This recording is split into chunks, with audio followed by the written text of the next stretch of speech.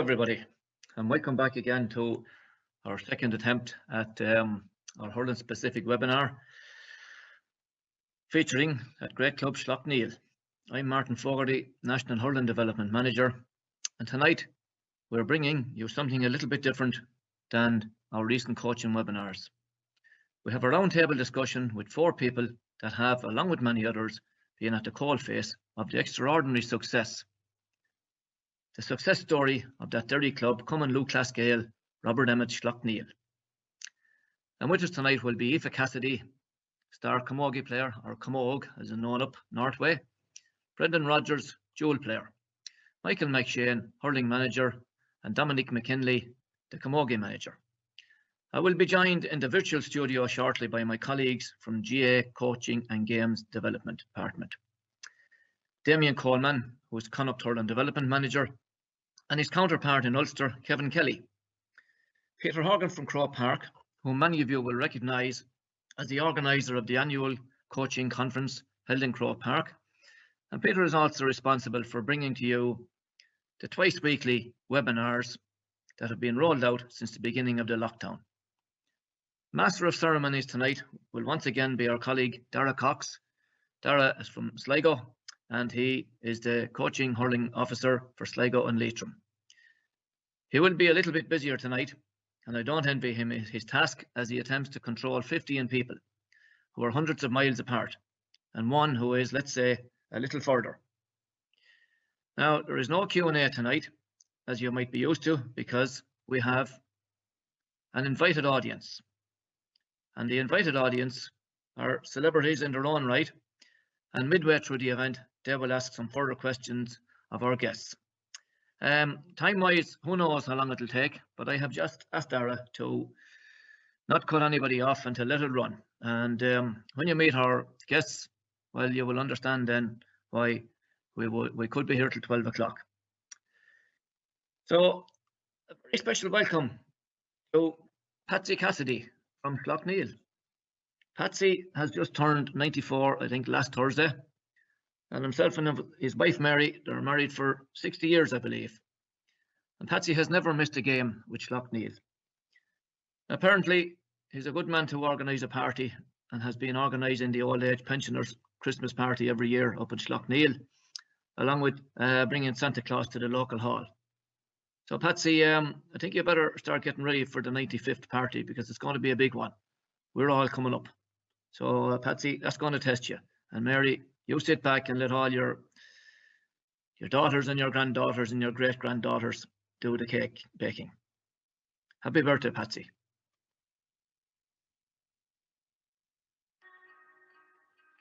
The club was formed in 1953. We've come an awful long way since then, you know. From the early 80s, we initiated a £1 down a disco. All this here came from the Slaughtneil disco money, maybe. If the men that started the club were back now and trained the setup now. Everything that we do just revolves around the club, you know. Everybody comes home from work and come to the pitch for training, and the way that it's run at the moment is couldn't ask for any better. When I was in primary school, when they won it, the team came on with a trophy, and I always says that that's where I wanted to be, you know. Lucky enough, I got there. They don't really know losing, so they don't. I think that stands to them well. There was never a day that I was asked, do you want to go out and play camogie? It was just like what you did around here. 2012, we won our first county title, and that was brilliant. It was unbelievable. We're hopefully go on and win it for Thomas again. He used to show responsibility for a hurling team, but they not. He even bought his own money bus so he could draw these boys away. Shoulders care. We have a great bunch of talented players in all 3 codes, camogie, hurling and football.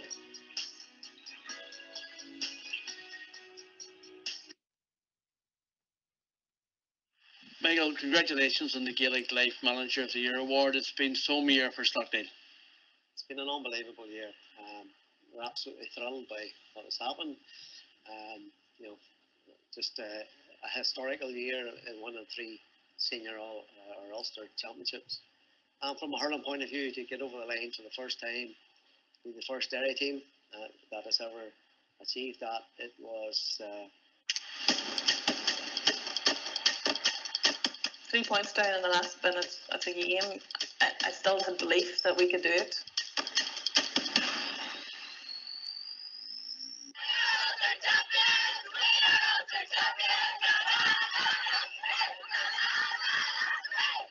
Aoife Cassidy, captain and winners of Ulster. How does that feel? It's unbelievable. It's still sinking in, really. But the last 10 minutes really said something about the team. I would say, you know, even the last day, you know, we felt over the 2 matches we played them, you know, we had a lot of the player not getting the scores. But somehow the day, you know, you always felt we were going to...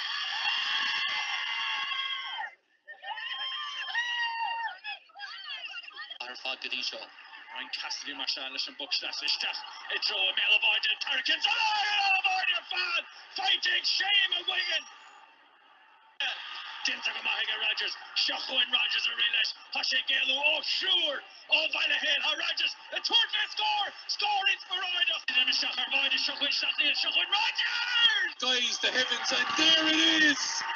In the snow globe that is Croke Park, Slaughtneil have shook the whole Camogie world up, winning 3 years in a row. What an achievement for the Derry girls. As the snow gets even heavier here in Croke Park, they've come out on top in the end. That's Tina Hannon, player of the match. They're getting a team photo. Let's turn around and have a look at these scenes. Absolutely magnificent. This is what it's all about. Fantastic stuff. We might try and get a word on to you. How does it feel to be the joint captain of a 3 in a row winning team? I'm pretty speechless here at the minute. I don't know if it's a hypothermia kicking in or what it is. But absolutely delighted. Over the moon. I said it before in the promotion day down here that it would be the stuff of dreams to do this, and it really, really is. We're just beyond delighted. That's what it's all about. It's the pleasure of it and the enjoyment. That's just unbelievable. Unbelievable what's happened here in the last 5 or 6 years. Well, folks, last week I mentioned the Christmas play and about all the things that can go wrong backstage and how they're sorted out. But unfortunately, if somebody pulls the plug, there's going to be no show. And I mentioned also the guy in the stand, the helper in the stand, that you might have a match. Well, I had a few of them last week, and yes, they did contact me, plenty of contacts.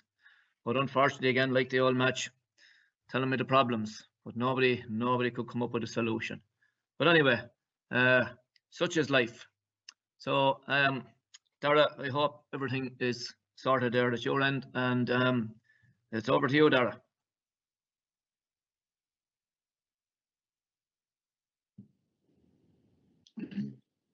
Thanks very much for having me along, Martin. It's great to be here. First of all, we might introduce our guests from Slaughtneil. Michael McShane, you might say hello to us. Good evening, Dara. Good evening, everyone. Great to speak with you, and thanks for joining us. Dominic McKinley's alongside Michael there as well. Dominic, you might say hello. Good evening, Dara. We have Aoife Cassidy as well alongside us. Aoife, how's things? Good night, Dara. All good here. Great to hear. And finally, just before we start throwing the questions at them, we might say hello to Brendan Rogers. Hi, Dara. How's it going? Thanks for having me on. Great to have you with us, Brendan. Martin, you might kick us off then and explain why or where the thoughts of visiting Slaughtneil came about for yourself. Dara, yeah, thanks very much, and welcome folks. Great to have you on board here tonight. I suppose it goes back to Michael McShane there, my good old friend for a long number of years. I have no recollection when or where we met first, but back in 2015, I think Michael, would I be right in that? Was it 2015? I think we met, Martin, in 2014 when I was managing my own club in Ballycastle, and I spoke with you and we agreed we'd come down and do a bit of a training session with you, a bit of a training weekend, and but it really kicked off, I suppose, in 2015 in my first year as managing Slaughtneil. 2015, Michael. 2015 was the year you come down to us, and I suppose my memory of that was, I have to be honest about it, you gave me an old phone call, and I think you were saying you were training some club up in up in Derry. Now, I have to say, you mentioned the name, and I never heard of Slaughtneil in my life, but I'm fairly sure Slaughtneil never heard of Castlecomer either. But anyway, you asked me to know would I do a session with Slaughtneil, and I told you I would if I was up around. And in your best northern accent, I think you says, will come down. And I says to myself, Jenny, man, 4.5 hours down, and you wanted a training session on the Saturday, and you wanted a challenge match on the Sunday.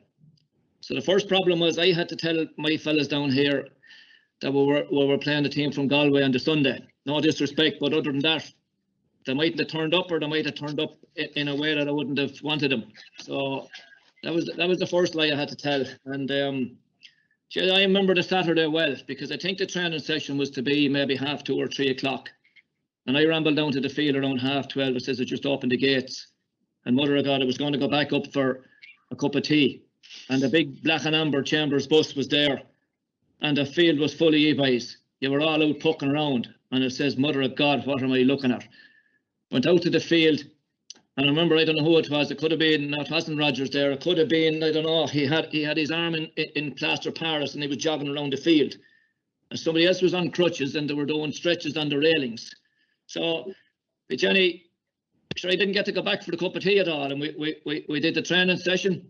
And then you told me you had, I think it was 4 fellas kicking football with Derry that night. Brendan, you were probably one of them, up in Derry. Now, I've embellished this a little bit. I tell this story often, and I said there was 6 or 7 of them kicking football with Derry that night. And after the match in Derry, the boys got into a car and come on down to Castlecomer for the challenge match the next day. And the game was tight. I don't know, it was a point or 2 in it. But I remember our lads at half-time saying, "Jeez, you know, we never heard Galway lads with Derry accents."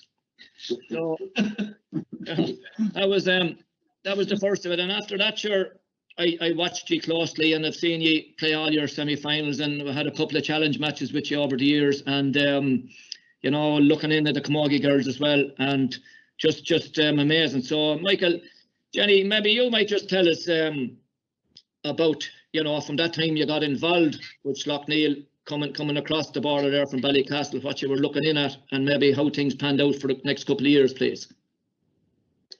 Yeah, well, I had been watching Slaughtneil closely myself through 2013 when they played in their first Ulster final against Lochiel, 2014 when they had a momentous semi-final in Ulster against Cushendall and lost after a replay. And I was managing my own club at the time, and then at the start of 2015 I was afforded the opportunity to manage the guys, and I was delighted to take it on. I knew the talent that was there, and I suppose also knew the talent that was coming down the conveyor belt that was still to come through to the senior end.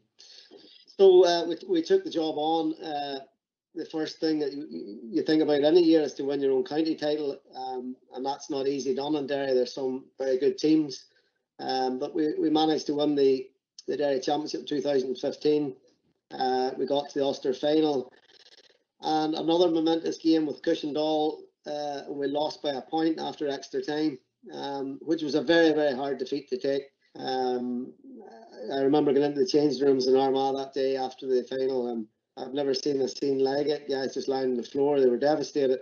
But the one thing about these lads is, and I'd learned that the first year, was they had resilience, and they had a serious hunger and a drive to be the best. So we said we would come back in 2016, and we would come and we'd work even harder at our game. Of course, Slaughtneil is a dual club. You know, a lot of crossover between the football and the hurling panels, and it's difficult to get the time to really work on the improvements you want to do. But we went back in 2016, and the lads worked even harder, and we got across the line that year to create history by becoming the first Derry team to win the Ulster Championship. We beat Lochiel in a brilliant day down in Armagh, and became Ulster champions. And that was something we had set out to do. That was our goal. We had achieved it, and then we've moved on from that to obviously trying to retain every year your county title, trying to retain the Ulster title, and moving on to the national stage. And the national stage has been a big learning curve for us. You know, we went from getting our ass handed to us by Culla, if we tell the truth. And the first year we were there, to going toe to toe with Ballyhill Shamrocks in the semi-final this year, and the improvement in the lads has been immense. So it's been 5 years, but I've been with them, but it's actually passed by in a blink. It seemed like no time at all. It's been so enjoyable. Yeah, it was some journey, Michael. I just remember the coolest semi-final that year, and you know, it was early there in January, and I just said, you know, the footballers were going so well. It must have been very, very hard, you know, to get a little bit of hurling in at that time of the year. So I thought myself that day, you know, from what I've seen the year prior to it, I'd say that was the day where I never saw your touch as bad, and I probably wasn't surprised because it was maybe it was January or February, and it says, Jenny, you just probably didn't get the opportunity to get the touch right. Would you agree with that? Yeah, look, I would agree with you. There was other factors in play that day. We came up against a Culla team who were at the peak of their powers. They were absolutely superb. They moved like a machine. We were there's an old saying up here, you're wet behind the ears when you're doing something for the first time, and we were wet behind the ears going in that day. There was probably nerves played a part.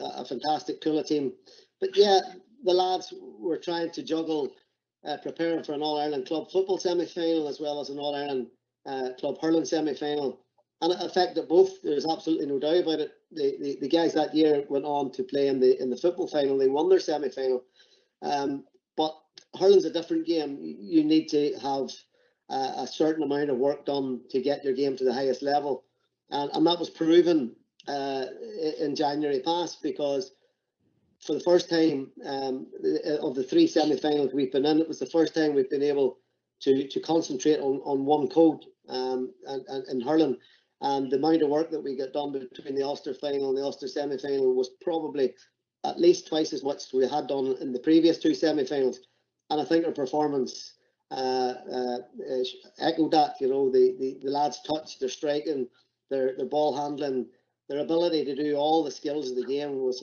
at a higher level than it's ever been. Yeah, super stuff. Dara, I hand it back to you there now to keep the show moving. Dara, folks, Dara's calling the shots here tonight, so he'll tell us when to stop talking and when to start talking. So over to you, Dara. Good luck with that, they say.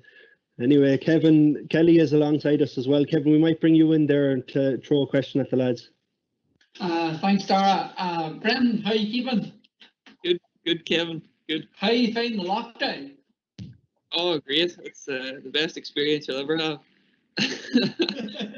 I'm sure maybe you're glad to have a wee bit of a break, aren't you? Well, yeah, but I suppose there's been that much on the go for maybe 7 or 8 years at this stage that don't really know what downtime is, and I suppose this is the first time experiencing it. You know, not many of us have even done pre-seasons as seniors, so we've kind of dodged the bullet with that. But you know, it's strange. It takes a bit of adapting this whole not turning lifestyle, but you know, you have to experience these at some stage. Yeah. Tell me this here, Brendan. What about your underage career? Where did it all start out at, or how did you get to the stage where you're at, or senior level? My underage was probably successful. Myself personally, I've never actually lost a day hurling challenge game ever from underage right the way through to seniors. So far it's been not too bad, but it would be foolish of me not to sort of understand where the club had been in underage. Probably before the age groups that I played in. As far as underage success goes, there's maybe only 2 to 3 titles actually won. I think Christy would always boast that his under-12 team won a championship in around 2000, and that was the first underage success, which he's very, very proud of. And you know, it shows you that it wasn't all glitter for the club, but we were fortunate enough to experience some success throughout, and we sort of clutched onto it because you don't want to let it go, because it's harder to get back. And would you have always have been a dual player at underage? Yes, probably almost everybody's a dual player. We don't have a massive pick up players. So you find that you might only have had 16, 17 players in total, and maybe only half of those the right age, as they would call it. But you had no real choice but to play both, and I suppose you had nothing else to do either. But that's what all your friends done, and you always wanted to go and hang out with them. So you were sort of keen to get to the pitch, whether it was football or hurling. But yeah, you were heavily involved in both all the time. Okay, unreal. And tell me this here, what about then, what was the moment then that made it click for the seniors? You boys growing up? I don't know. I suppose maybe the underage success, you felt like, I don't want to lose. You always feel like you have to win. Not that that's a bad thing, but success kind of breeds success, and you always have that drive for it, and you know how to prepare yourself to try and do the best every year. We were fortunate that we had good management structures at senior level and people willing to do absolutely everything for the players and willing to give the young guys a chance. I suppose we worked with a very young team for a long time. Not that I'm over the hill yet, but the young guys definitely got a chance, and I suppose you learn the ropes early. There was a few older guys there, and they sort of keep you grounded and don't let you get too far ahead of yourself, and that's what kind of keeps the balance between knowing how to improve and not getting carried away with yourself. Yeah, thanks, Brendan. That's some record you have, Brendan, but I should point out that my own club hasn't lost a game so far this year either, so we're not too bad. We might bring Damien Coleman in there to ask a question and maybe turn the attention to the Camogie. Yeah, how are you doing, Aoife? Grand, Damien, all good. Good, congratulations on all your achievements to date. Did you ever envisage that you'd win the first one? And did you believe in it from the start, Aoife? Well, we probably didn't set out at the start to win in All Ireland. When Dominic took over us back in 2015, we didn't win the county title that year, but he stuck with us. The following year, then we won the county title with him, and it was really just game by game that we went by. I don't think at the very start that we ever set a goal that we were going to win an All Ireland. A team in Derry hadn't done it before. The only other team in Ulster was Rossa from Belfast. So it was just really game on game, and things fell into place.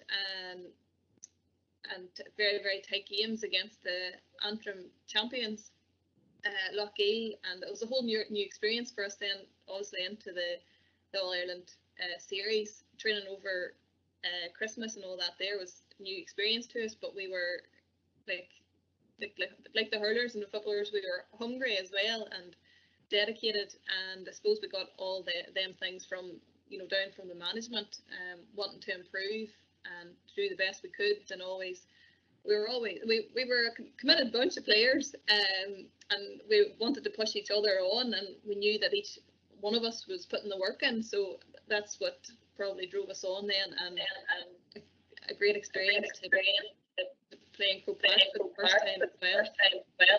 Brilliant.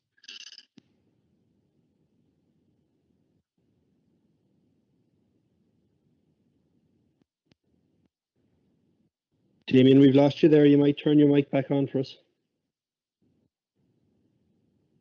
Yeah, thanks. Sorry, Dara. My own club in Portumna, Aoife, had similar journey. We won the Intermediate Championship in Galway for the first time in the early 90s. And then we went on to have county success and national success with a really talented group of hurlers. Could you tell us where Slaughtneil Camogie was 5 years ago? And could you also give us a little insight into your journey, Aoife, please?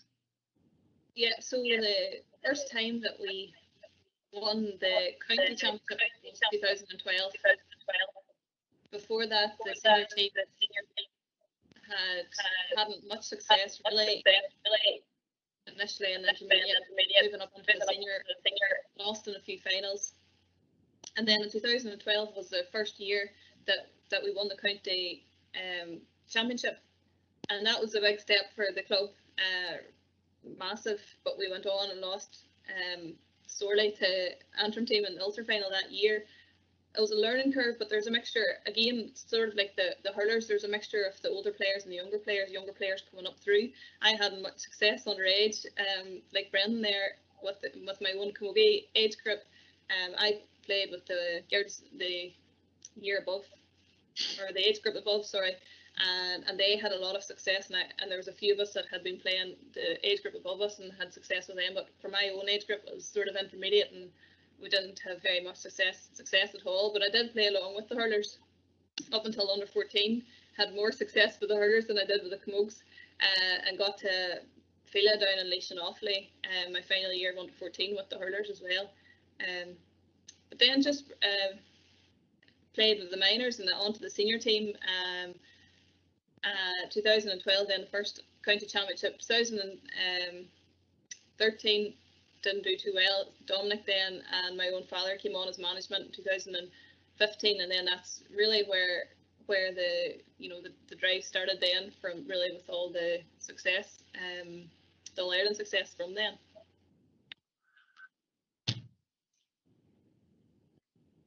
Damien, your mic again. Unfortunately, there's gremlins in the system this evening. Very good, Aoife, and I'd say by the sound of it, you're not finished yet. Oh, I hope not. Very good. Thanks, Dara. Thanks for that, Damien and Aoife. We'll hear from you again very shortly.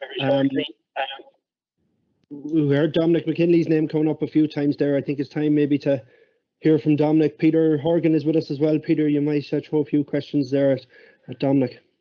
Good evening, Dominic. How are you? Not too bad, Peter. How's things? Great. Aoife has given us a great background to the development of the team there.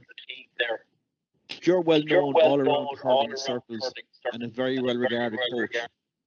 Can you tell me, how did it start for you with Slaughtneil, and what are your own thoughts and memories of the last few years? Well, Peter, there's serious memories. It's been 6 years, now I've been up there. So, God rest Thomas. Thomas gave me a phone call one time. I didn't know the chap at that time. So he gave me a phone call and was asked me, what was I doing? Would I be interested in training the camogie team? And I didn't really know a great deal about Slaughtneil.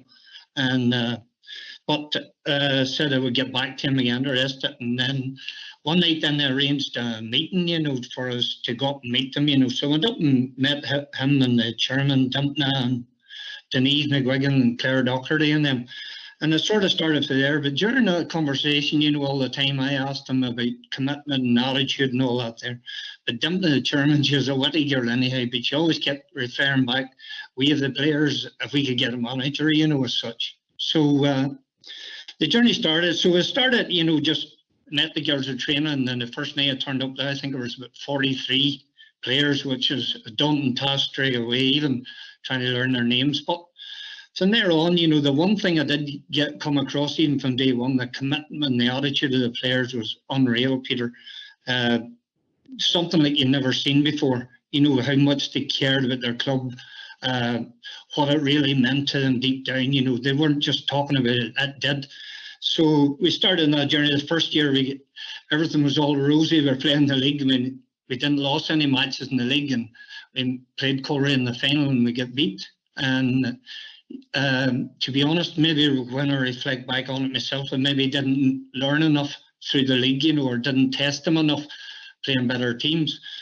But I knew all along that Lochiel was coming, in the years ahead, you're looking at Lochiel, so that I say is I want to see where we are. So the best thing to do that was to get Lochiel over and play them at friendly. So we played Lochiel down the bottom field, and never forget it. I'm sure Aoife won't forget it either. Down on the bottom field, and they give us a serious caning. People understand the sly. They beat us out the gate. They give us I would say maybe 10-15 points. When you don't know the score or tell the score, it's quite a lot. And from that day on, near the end of the year, we played Lochiel again, and we cut that to 5 or 6 points. And then the following year, we started again. We started all over again. The year we're building towards it, and we played Lochiel twice in friendlies at home, and we beat them twice. And the bottom line, that ended up friendlies. there was no more friendlies between them in this, because we knew then we're becoming competitors for the Ulster title. So I'd say that the starting point for us was the day in 2016 when we won the championship and we won Ulster. And that, I think it was well documented. You know, the first match that McGinnon was playing, and we played that day, you know, and Thomas died that week. So it was serious, you know, we had a serious battle ahead of us. So we played that day, the first match, to end up a draw. So during the next week leading up to Maghera, you know, things was a lot better. And we turned the corner that day. We ended up in another Ulster final. I think it was the first time there were 5,500 people turned up in Maghera to watch a camogie match, the biggest crowd ever in the province. And they weren't disappointed. And it was another nail biter, you know. And I'm sure if you ever get time, if you go on and watch YouTube, you see Mary Kelly's goal, you know, what a goal she scored near the end, you know, we're back to goal and the goalie coming out, and somehow she passed the ball over her head and over her and in the back of the goal. And the rest was history, you know. I suppose people say it's not the greatest thing in the world coming up against your own club team, you know, and beating them or competing against them. And I had two nieces playing as well, so that didn't go down well either. But once you start working with a team, I'm sure everybody knows you get a connection with that team. You become very much part of that there, and a great deal of trust on both sides. And something Thomas always wanted was the Ulster Championship. He talked about it, and it was great that we could deliver that on that particular day.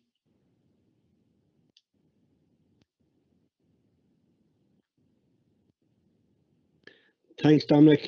Thanks, Peter, as well for the question. We'll return to you in just a second, Dominic. Martin, I suspect there's more dual players in Kilkenny than you let on, but there's no club in the country doing it like Slaughtneil, is there? Oh, man, Dara. Yeah, we've quite a few dual players, all right, but we won't go into that. If maybe and Brendan, I just maybe have the same question for the two of you. I was just thinking, you know, what makes your club different than any other club? And maybe just thinking about it, maybe what makes your club the same as every other club? So I might start with you, Aoife. You know, what's different about Slaughtneil? I was going to answer the question with there's nothing too much different about it from any other club, to be honest. A rural club, committed to the cause, you know, believe in what they're doing, you know, bringing young players out, bringing them on and trying to improve them, and you know, the success that came with that, you know, there was a lot of hard work put in, and it came through in the end, like. But there's a lot of things that go on in the community as well as the club, you know, that build a community spirit, and I suppose that's one of the strong points within the, you know, Slaughtneil. There's the overall community is very strong. So with the community association, Carntor Community Association, that there's a lot of work going on to try and build, you know, a lively community in this rural part of South Derry. So there's a local arts and crafts shop, post office. There's like a yearly summer festival. There's we have a nature reserve. You know, there's so many initiatives that are going on, you know, outside of the GAA itself, and all that there, I suppose, adds to the sense of belonging and sense of identity, and all that there probably helps to, you know, to develop people to become players, more rounded people, more, I don't know, better players, possibly a part of it. How do you see it, Brendan? Have you any secrets to give us? I heard you used to run a fairly good disco up there for a few years. If you're talking about identity, that would be one of the key markers of it. There was buses driven by people from Slaughtneil to pick people up from absolutely anywhere. I met a few friends in university from Armagh, and I met up with them when they were home after uni from holidays and whatever down in Keady, and their brothers and sisters who were maybe 5 or 6 years older than me were saying they used to get a bus on a Friday night to Slaughtneil disco And from Katie, that's quite the stretch, and it just kind of showed you how expansive the disco had gotten, and it sort of showed you how committed, as Aoife was saying, everybody was to the community, that people were willing to go every Friday evening to those parts of the country just to show people what Slaughtneil Disco was about. It was kind of a representation of the area, and also, you know, it's a bit of crack as well. There was always something going on in the club, whether it was a disco or people were doing bingo or any of them things. Like, it was always, what can we do to make Slaughtneil better, and what can we do to show everybody the skills that are in our local area. And every Friday night the skill was DJs and dance moves. You'd hardly let the Ballinascreen lads there, Kevin Kelly, or that done given by his big hint fee into it, did you? No, we wouldn't let Kevin in any Friday. He was too much trouble for us. Started the fights. He what? Aoife? He started all the fights. Imagine that, all right. And tell me, Aoife, you know, I know a few people. I know the like of Michael Glover now, and several people like him would have been hugely involved in your teams. You know, I suppose we have the two managers here tonight, but you know, like every club, there's so many people involved, managing and selecting and all that. But I know Michael well, and I know how much he put into it. But is there anybody, anyone behind the scenes, you know, anyone special that, you know, washing jerseys or keeping things ticking over? Any gems there now behind the scenes that we wouldn't be hearing about, that you'd like to maybe mention for us? Well, there's so many on the committee, and the different various committees and finance committees, and there's too many people to mention, and there's so many people that end up washing the jerseys. At the stage we got to just pass it around the team, the players, and everybody had to take the jerseys home with them. Like, but there's different age groups and the different codes. There's so many different people that are involved, Martin. That's the thing. Like, it's not certain individuals; it's the whole effort of everybody, and the teamwork that goes on, and the people that dedicate. You know, they might be part of the committee, and maybe, you know, have never stepped foot in a playing field before, and then there's parents that are now helping out with training, coaching, and there's so many different aspects to a GAA club now that, you know, you can get more people involved than people that are just solely interested in playing the sport, like, which is good, and that carries everybody along in on the journey. So you wash the jerseys yourselves, is that right, Brendan? I can't claim that I was the one that turned on the washing machine, but they got washed one way or another. Right. That's very interesting now, because actually that's a Kilkenny secret. You know, it's not well known, but the Kilkenny boys all have to bring home their own jersey washing themselves. So I suppose that's interesting now. But anyway, listen, Dara, I'll pass it back to you there now. We don't have to hog the thing here. Thanks, Martin. And just while we have FIFA and Brendan there, we might bring Peter back in just to chat to them. Thanks, Dara. Brendan, Aoife, how are you keeping? It's fascinating for those of us on the outside to see a club competing at county, provincial and All-Ireland level across hurling, football and camogie, with very much common players across the hurling football teams, for example, and also backboning Derry teams at various different levels as well. I suppose it must be impossible or very, very difficult to keep it all going.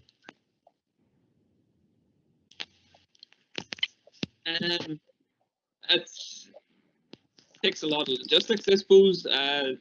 You know, people might think it's easy to play two codes. You just sort of turn up and put the boots on and away you go. But it's finding a balance, and it's not just the players. Management have to find balance. There's quite a crossover between our footballers and hurlers at the moment. Never mind those that would be capable of playing at under-county level. It's just too difficult to play at under-county level because most of the fixtures are on at the same time of the year, most weekends and things like that. And I suppose how the club scene has panned out for us at the minute in both codes, it's actually crossed over, and you miss a lot of the county scenes. So there's challenges in what you want to play, but the privilege never diminishes no matter when you step out. You want to represent yourself the best in both codes. There's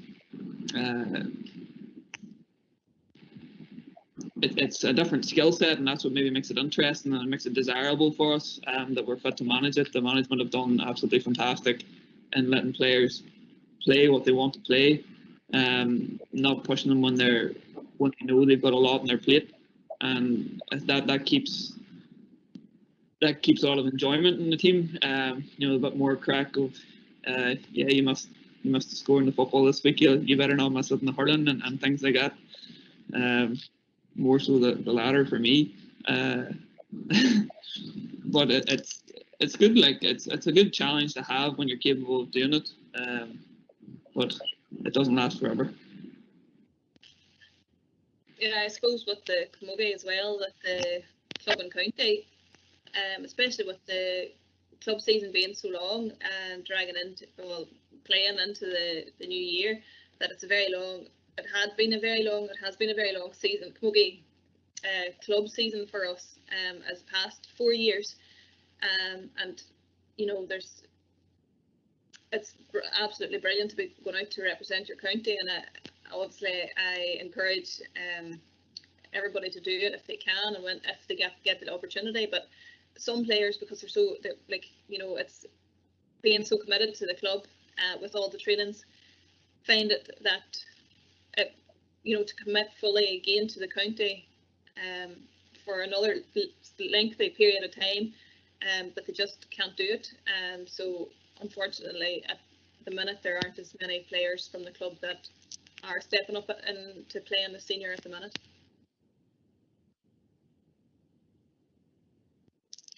Thanks, Aoife. We might bring our two managers back in as well. Damien, you might throw a question at the boys there. Yeah, I'd like to ask Michael and Dominic, Dara, to tell us a little bit about the training sessions, what to do, what to focus on, and maybe give us a little bit of an insight into the session content. We'll start there with Michael, please, first. Yeah, Damien. Well, I suppose the bottom line, what we try to work on in our training sessions is to master the basics to the very highest standard that we can. I mentioned earlier about you don't get a lot of time to work the players from week to week. You know, normally we train hurling training on a Monday and a Thursday. The lads have probably all played a football match on the Sunday, so we have to taper our training sessions from the physical side of things, that they're not being worked too hard. So we try to work on the basic skills.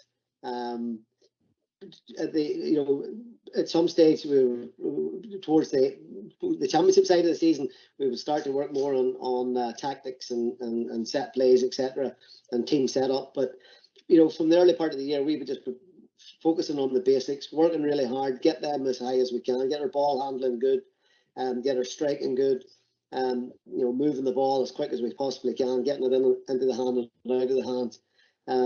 And it's really, you know, we don't do any physical work in our training sessions. We have an agreement with the football management that because there's such a crossover of dual players, probably out of a panel of 38 hurlers, there's probably about 28 of them are also on the football panel. So the physical training for those guys is done at the football, which means when we train on a Monday and a Thursday, the lads are able to just play hurling. Just, you know, if we train for an hour and 15 minutes, it's just ball and stick, working as hard as we possibly can. And as I say, when we get near championship season, our championship time, then we maybe spend a bit of time working on the tactical side of things. Yeah, very good, Michael. It's amazing the cooperation between both is what I'm getting here, and how you can go and work on the technical and tactical side of the game then, as opposed to have to be bothered with the physical fitness. How does it work for the girls, Dominic? Is it similar? Similar stuff, Damien. You know, it's the basic skills. The one thing that we did, you know, develop on this past year too, Martin, I love this too, the GPSs, you know. So this past couple of years, Mickey Glover's got involved, you know, and we use the GPS. And at the start, you know, it's not being old school or whatever, I wasn't really caught on to him a great deal. But the one thing I did learn from him, the volume of your training, you can actually gauge the volume of your training, where you're at and so on, and what sort of, what you actually want to do in the night. So as well as engaging your hurling and your skills and so on, you're gauging what ground they're covering on a particular night at training, so we know whether we have to up it or bring it back. And the one thing we did learn from it was during our sessions, you know, there sometimes we do run-on sessions according to what time of the year. Were we able to bring that out in a hurling session, you know, and that's something we worked on very, very hard. And with doing hurling sessions with active rest and so on, we were nearly fit to cover the same volume of yards during our hurling sessions and camogie sessions or whatever.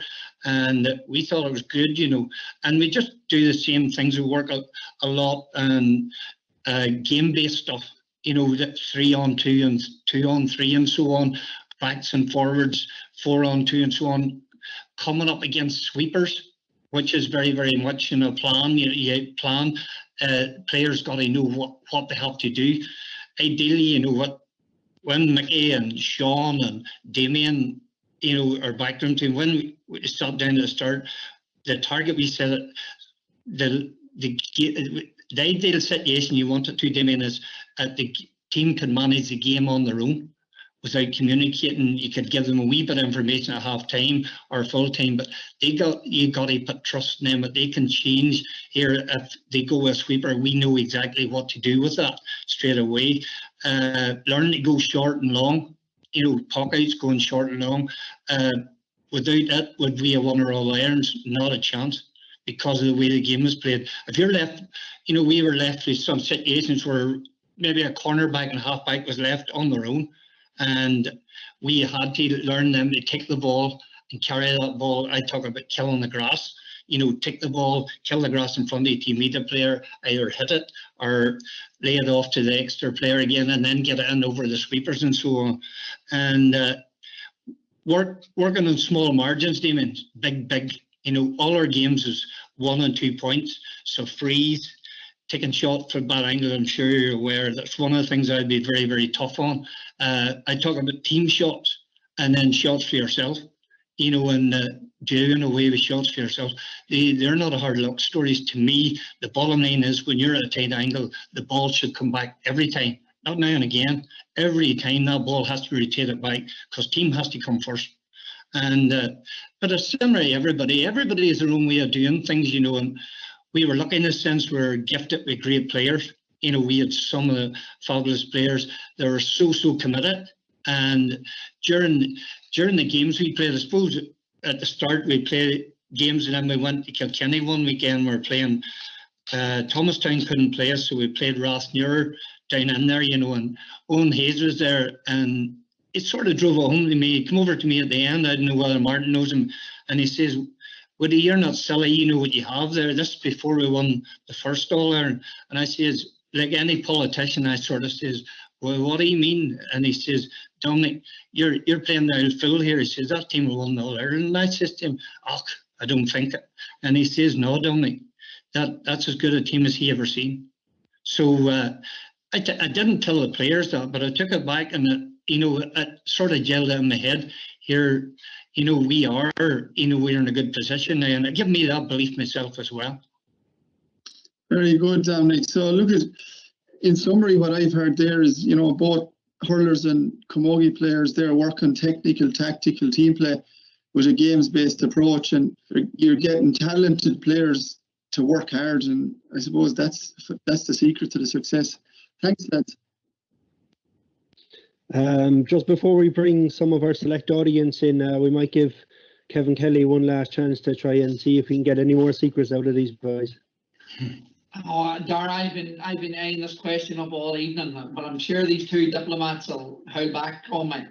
Lads, while everything looks rosy from the outside, there must be a few challenges and obstacles that you are facing week in, week out in your management. Aki, you want to go first? Yeah, look, I mean, the numbers stack up. If you sit back and think about it, you know, there's a dual club playing hurling and football with a massive crossover in the players. And any week when the season's up and running, you're going to have a football game, you're going to have a hurling league game.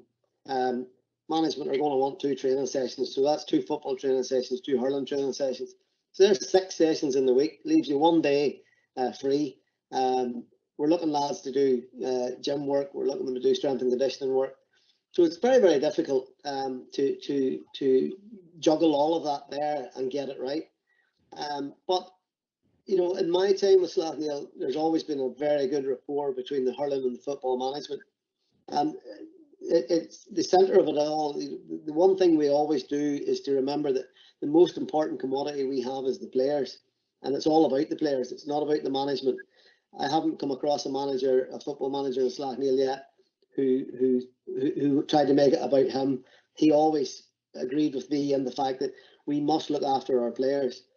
And there's also a large amount of trust has to go into it, Kevin, in that if a player comes along to training and says, you know what, I'm actually feeling a bit fatigued tonight, or I'm feeling a bit sore from the game yesterday, or I trained very hard last night, and you've got to trust him that he's telling you the truth, and you let him sit it out so that he can be fresh for the next session or the next game or whatever it's coming up. And that's the one thing I've found about this group of players is you can trust them to the very end. If a player says to you, you know, I'm fatigued, he is fatigued. I've never came across a player in Slaughtneil who's told me a lie. In fact, I would go to the opposite in that there's been times where we've actually had to pull players out of training or tell them they're not training in order to try and keep them fresh. They're so keen to get out there and train and play games. They just want to be out every night of the week. So we have the difficulty of juggling all of that there. And of course, there's been difficulties. You know, there's been injuries picked up, and you know, you're maybe not one manager's maybe thinking I need to rush this player back with a championship game coming up, or you know, another manager's thinking, well, we need to rest him for another week. But again, management have always, you know, looked to the professionals who are looking after injuries, the physios, and took their opinion and stuck by their opinion. So I have to say, you know, I've never had any major problems in that sense. It's always been a very sensible approach to it, and that's why there has been so much success. Okay, before I go over to Dominic, then obviously, you know, it's working for you. It's whatever you are doing, it's working. Do you think it can be maintained? Yeah, I don't see any reason why not. You know, the guys won the Ulster. That's not really the answer I was looking for, Mickey, to be quite honest. Look, you know, I don't see any. I'm sorry to break your heart, Kevin, but I don't see any why these guys can't continue on for another 5 or 6 years. I mean, if I was to tell you that the average age of the team that played Ballyhale Shamrocks in Uri in January was just under 24, well then you've got to say there's another 5 or 6 years, probably some of their best years ahead of them. So certainly from a hurling point of view, I don't see any reason why they can't continue to be successful and to stay at the top as long as they maintain the hunger. And I don't see anything in the hunger stakes dwindling at the minute. If anything, every time they win something or they get close like they did in Uri in January, the hunger increases because they want to get back there and they want to win more and they want to do better. And ultimately, there's no bones about it.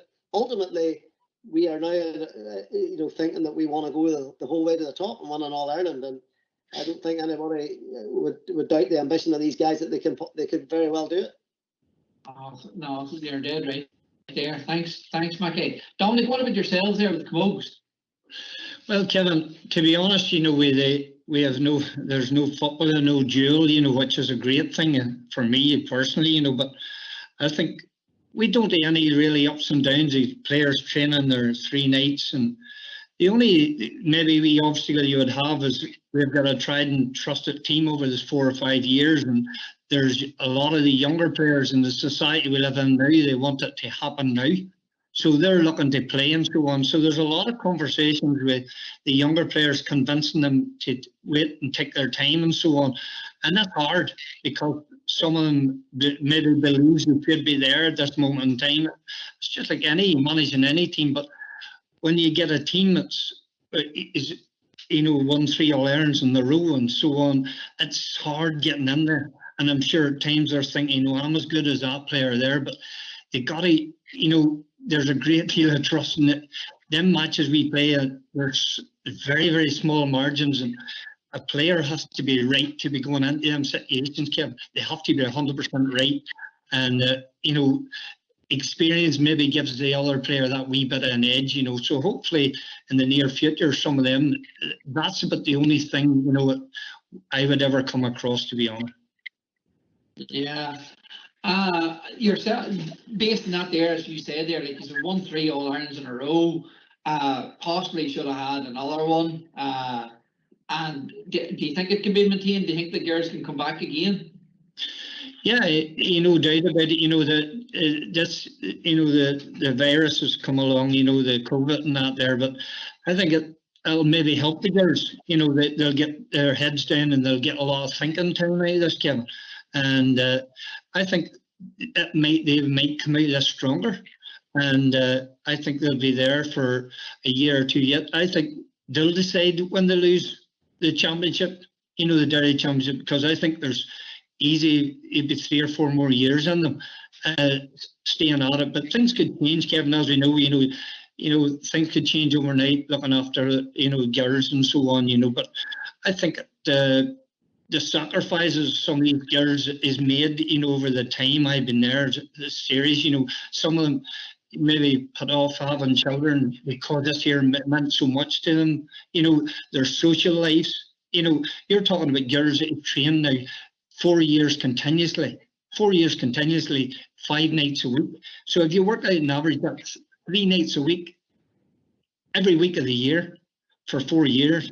So everybody respects them, even the hurlers and footlers. You know, everybody gets their place, Kev. You know, you would never get a bunch of hurlers come run on the field if the Camogies are training and vice versa, so on. Everybody has their place and time, and everybody respects each other's coat, which I think is a big plus for them. And I've been at other places and that type of thing wouldn't happen, Kev. Yeah. Again, not the answer I was looking for, Dominic. I was hoping both you and Mickey were saying, no, go on ahead there. It's time for Screen to take over now or somebody else. But I was expecting to say that. Here, boys, thanks very much for your time there. Cara? Yeah, thanks for that yourself, Kevin. Thanks indeed. And I think that's the halftime whistle we've heard there. But we have a lot of boys and girls warming up here, ready to get in on the action. So some of these, well, more used to being on the end of questions rather than asking them. But we've invited some of the finest players and personalities from across the country on tonight with us. First of them, the hurler of the year from 1997 and 3-time All-Ireland winner, including with his club, St. Joseph's, Dora Bearfield, Jamesy O'Connor. Jamesy, good evening. Good evening, Darragh. How are things? Things are great, and thanks very much for joining us. We've another All-Star and All-Ireland winner alongside Jamesy and Galway goalkeeper Colm Callanan from the Kinvara club. Good evening, Colm. Darragh, how's things? Good to be here. Thanks indeed for joining us as well. Just in case we hadn't enough Kilkenny men, we've brought Michael Rice from Carrickshock, an 8-time All-Ireland winner himself, as well as a double All-Star winner and indeed an All-Ireland club winner with Carrickshock too. Michael, how is things? Very good, Darragh. Thanks very much for having me. Thanks for coming along. Fergal Hartley from the Ballygunner Club in Waterford is with us as well. More renowned these days, I suppose, as a coach, if he ever stops coming back out of retirement. But he's been a Munster winner at senior under 21 and club level and an All-Star as well in 2002. Fergal, how's things? Yeah, all good, Darragh. Thanks for inviting me. It's great to have you along. And from the Camogie side of things, we've last year's Player of the Year and the Player of the Match as well in the All-Ireland final for Galway, Niamh Kilkenny. Niamh, thanks very much for joining us. Hi, Darragh. Thanks very much for having me on. And last but not least, and when it comes to All-Stars and All-Irelands, there's not many to compete, but 18 in the back pocket for this dual player and 11 All-Stars to her name as well. Rena Buckley from, plays Camogie with Inniscarra in Cork and football with Dunamore. Rena, it's a pleasure to have you along as well. Thanks for having me, Darragh. We might start with yourself, Rena, and we'll let you come in there and have a crack at some of these Slaughtneil girls. Thanks, Sarah. So Aoife, I suppose my first question is for yourself. So firstly, congratulations. I suppose we've all been looking on in awe of Slaughtneil. You've had great success over the years, and particularly obviously in the last 3 years. So my question is, what do you think has contributed the most to your success? Do you think it has been what you've done in training? Do you think it's been what you do personally outside of training in terms of your practice on your own, your gym work, your nutrition? Or do you think it's more to do with your attitude and your belief in yourselves and in your team and in your group? Ramila mai hegadrina some question.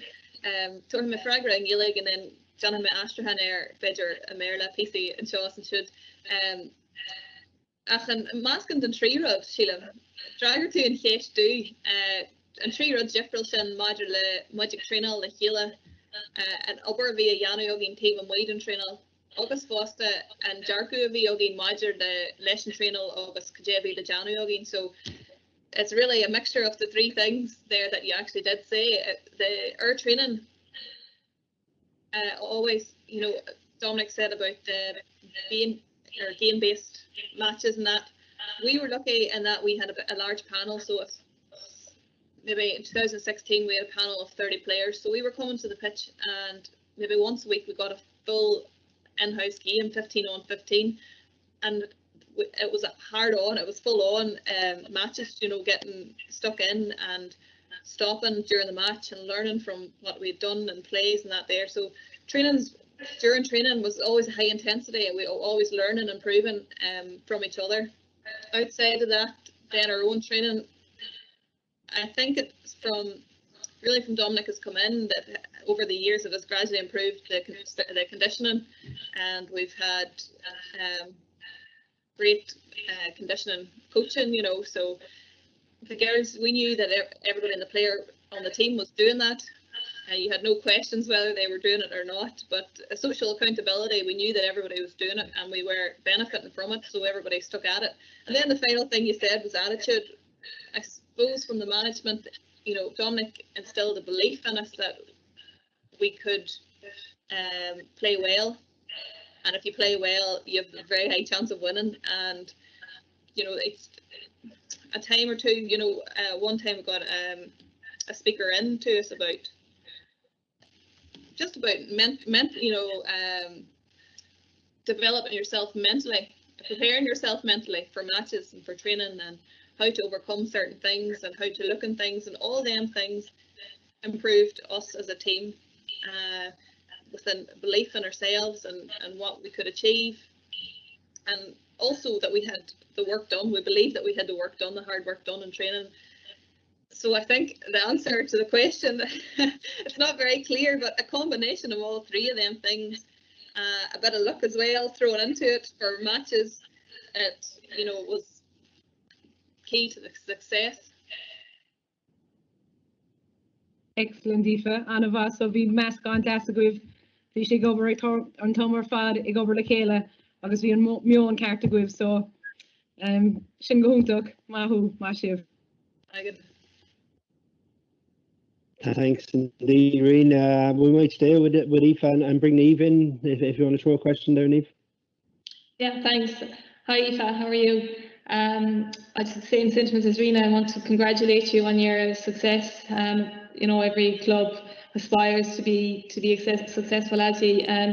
But I suppose, you know, winning with your club is very special, and I suppose you captaining your club as well. Can you describe that feeling for us? Oh, it was, thanks a million, Niamh. It was absolutely unreal for the club. You know, lifting the building, the Carroll Cup in Croke Park in front of players and management and our family, friends. It was unreal, and it was especially emotional that day in Croke Park. You know, knowing the work that every player had put in, the commitment.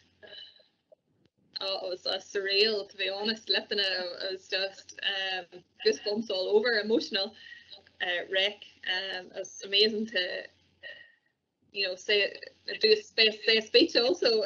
Barker Croaky, Vishla Gahinta or Fad, it was saying GAALearning. Just some experience, and then, you know, to win it again the following year, joint captain with Claire McGrath, and the following year, it was just, you know, every year it was different in every year, but absolutely brilliant every year. And unfortunately, this year in March didn't go our way, and we're bitterly disappointed. But hopefully, we'll use that now to bring it in, learn from it, and go again then hopefully this year if we get to play some camogie. Yeah, brilliant. There's actually just one thing that stood out to me when you were talking earlier on, is you mentioned playing with the boys up to under 14. Did many of the girls play with the boys, you know, growing up, and do you think that has had an effect or benefited you in being so successful the past couple of years? Well, I think there's a few girls that would play at underage, more so because Daddy had been coaching the underage boys. That's why I was pulled along, as were my sisters. It's not a very common thing, probably maybe less common now actually, but some of the other coaching seminars earlier on in this series where they were talking about the girls and the boys training together at underage, and that it would benefit the players. So I think overall, well, I don't know. I think it would be good for girls and boys to train together at underage, up to under 12 possibly. But I don't know overall whether it was you know, there was maybe a couple other girls on the senior team that had played underage with the boys, but I think it would help overall the players, you know, and probably just up till under 12 or under 14. Well done, and wish you every success in the future. Well done. Thanks, Neve. Fergal, we might bring you into the conversation there. Yeah, good evening, Michael. Evening, Fergal. Michael, firstly, congratulations on all your success with the hurling team at Slaughtneil. I think your story has been an inspiration to so many clubs around the country, maybe from counties that you know, didn't heretofore have aspirations of winning provincial championships. I would make comparisons, Michael, to some extent between my own club, Ballygunner and Waterford, and Slaughtneil from Derry, in the sense that we're on the back of 6 championships in a row. I think you're 7, if I'm not mistaken, and you've won 3 Ulsters. We've got to 4 Munster finals, been beaten 3 times in that 6, and only won 1. Like yourselves, we've come up against some really top opposition, and it's been our undoing. And I suppose my question to you, Michael, is do you think it's as simple as that from your perspective, that you just came up against some of the top teams? I mean, you were beaten by Coola, Na Piarsaigh and Ballyhale, who, you know, are as good as we've seen in many a long year. Is it as simple as that you were beaten by just 3 top clubs?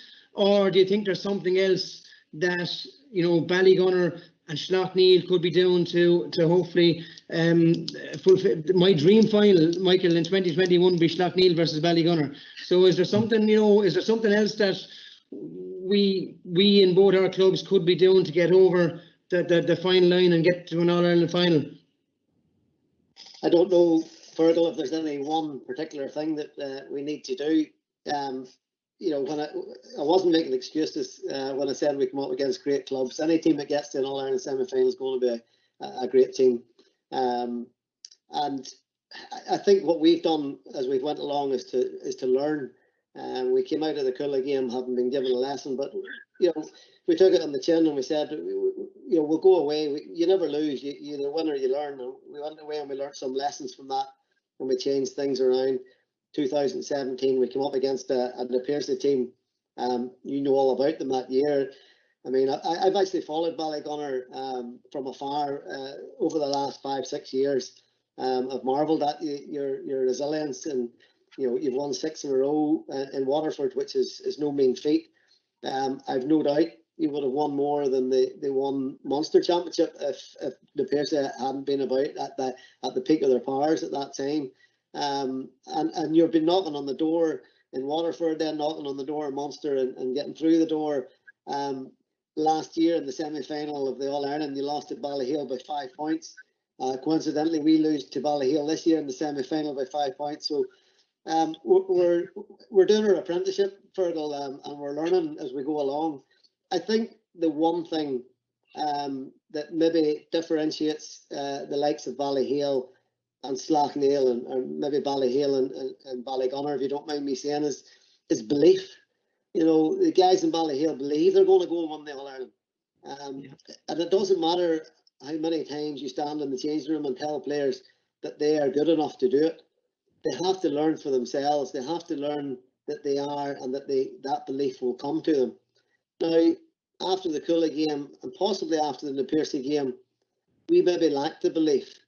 We had great belief going into the semi-final this year, and we had even greater belief coming out of it, believe it or not, because once we get over the disappointment of the defeat to Ballyhale, and it was very disappointing because we went to Newry that day to win, but once we get over that, there was a real sense of belief amongst the players and the management, and possibly a lot of the supporters, that, you know what, we actually are as good as anybody else in Ireland.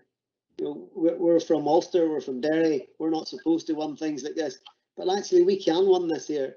So I think belief is that one ingredient that possibly that Ballygunner and Slaughtneil, and I mean real belief, real hardened belief, that might be the one ingredient that we need to try and get us over the line. But listen, I'll take a Slaughtneil Ballygunner final any day of the week. And I think I agree with you, Michael. I think that belief is critical at times in games where you're hit with a sucker punch, maybe with 10 minutes to go and so on. But the fact that you were going down to Newry to play Ballyhale, believing that you could win it, I think it's testament to the work that you've done, and congrats again. Thanks very much, Ferg. Jamesy, just before you talked to Michael, was belief a big thing for Dora Bearfield in '99? It was, yeah. I think that was probably the big thing, Dara, and I think we probably wouldn't have won. I think the club without probably having had the success with the county. That, you know, that was a massive thing, I suppose, that Loughnane had to overcome with the doubts and losing big matches. But I think once we had the success with Clare, we were able to bring that back into our club. And it's funny. I remember we'd been beaten in 2 county finals, and we had struggled in Clare to kind of get over the hump and win the county, and we kind of scraped over Kilmaley in a poor final. And I was talking to Conor Clancy, I remember, the Sunday night, and it had been a long year with Clare. We'd kind of the whole Offaly saga and all the rest of it. And I remember saying to him, look, I'm just looking forward to a break now. And he said, listen, you've an onus now to represent Clare and go on and do the county proud. And that was a bit of a wake-up call, I think, to me, you know, realise that, look, he's dead right or whatever. And we went down to play Mount Sion in Waterford the following week, played really well, and just got on a roll and kind of won from there. But certainly, yeah, we had a lot of belief in ourselves, and we took huge confidence out of the Mount Sion match. The fact that, you know, we went down to Waterford, you know, they were stacked with, you know, a lot of good players. Tony Brown was playing, Ken McGrath, all those guys, and we came out of a tough environment with a great win. So that was, yeah, belief is massive, and you can't win without it. And I don't think that we'd have had the success we had with the club without having the success with Clare. And that's obviously a challenge for Michael and the lads, I suppose, to get over that hump and believe that you can do it. But Michael, like, it was a massive performance. I mean, to people don't realise, I suppose, how high the standard is when you're coming up against the Ballyhales and the Coolas and the Na Piarsaigh. And it was, you know, to go toe to toe with TJ Reid and Colin Fennelly and all those guys was, I think, really you know, it was so impressive to us looking from the outside. I was going to ask you, look, what the squad of players are like to work with, but you've answered a lot of those earlier and balancing the whole dual thing, because, you know, it's a problem obviously that other clubs struggle to manage. But you know, you've spoken about obviously the cooperation, and you've spoken about the trust with the players and the honesty of the players. And then Hartley took my last question. I was then saying, right, what am I going to ask this guy about? Is there one thing you know you feel you need to maybe do to close the gap even further, and maybe and go a step further? So I'm down to really, what's the production like coming behind? Because in '99 for us, one of the things that made a massive difference was we had a couple of guys coming off the minor team. You know, they were better maybe than the players that were replacing, and you know, that was just that added thing that probably got us there. What's the talent like coming behind, or have you guys earmarked to step in? I suppose, James, we had a 2 or 3 years where the minor hurling team had won the Ulster Championship, and we had a large influx of players coming out of that into the senior panel, and we were able to take a couple of years to bed a few of those in. A couple of lads who were good enough or big and strong enough were able to step straight into the team. So we had an almost embarrassment of riches at the time. Now, I'm not heavily involved in the Slaughtneil underage, but I know from talking to the guys around the club that are, there's maybe not that highly successful number of teams coming through I know the under-14s maybe won the Fila last year and maybe a couple of years ago, but I do know that there's star quality players coming through the under-16s, under-14s. Might only be 3 or 4 of them who will be ready at 18 or 19 to step into the senior panel and start competing. But there is enough of them because the panel that's there at the moment, there's none of them going away. They're all of an age that they're going to be about for quite a time, and any young player coming through is going to have his work cut out to try and make the team, and he's going to have to be pretty special. And Dominic alluded to it earlier about Camogie. The young lads that are coming in now are going to have to be patient. And it's not a virtue that young people seem to have these days. They do want to be on the team straight away. They don't seem to want to serve the apprenticeship. But there's 1 or 2 guys coming through. A couple of names pop off the top of my head that I know are coming through are going to be real star quality, and they will add benefit to the team over the next year or 2. Yeah, and this was, I couldn't believe earlier when you said the average age of the group was 24. So, as you said, arguably, these guys' best years are still ahead of them. So that's something to be really optimistic about, isn't it? Yeah, absolutely. And in the midst of all, I would even tend to forget, because we've been there for so long and we've been up at the top for 7 Derry championships now and 3 Ulsters out of the last 4. And you forget that a lot of these guys will win an Ulster championships at 18, 19, 20 years of age. So yeah, I do believe, and Kevin asked me the question earlier, are we going to be about for a while? I do believe this Slaughtneil team, if they maintain the hunger, I believe they can be competing at all levels, county, provincial and national, for the next 4 or 5 years, because the likes of Brendan there is, I know Brendan will maybe correct me on, he's about 25.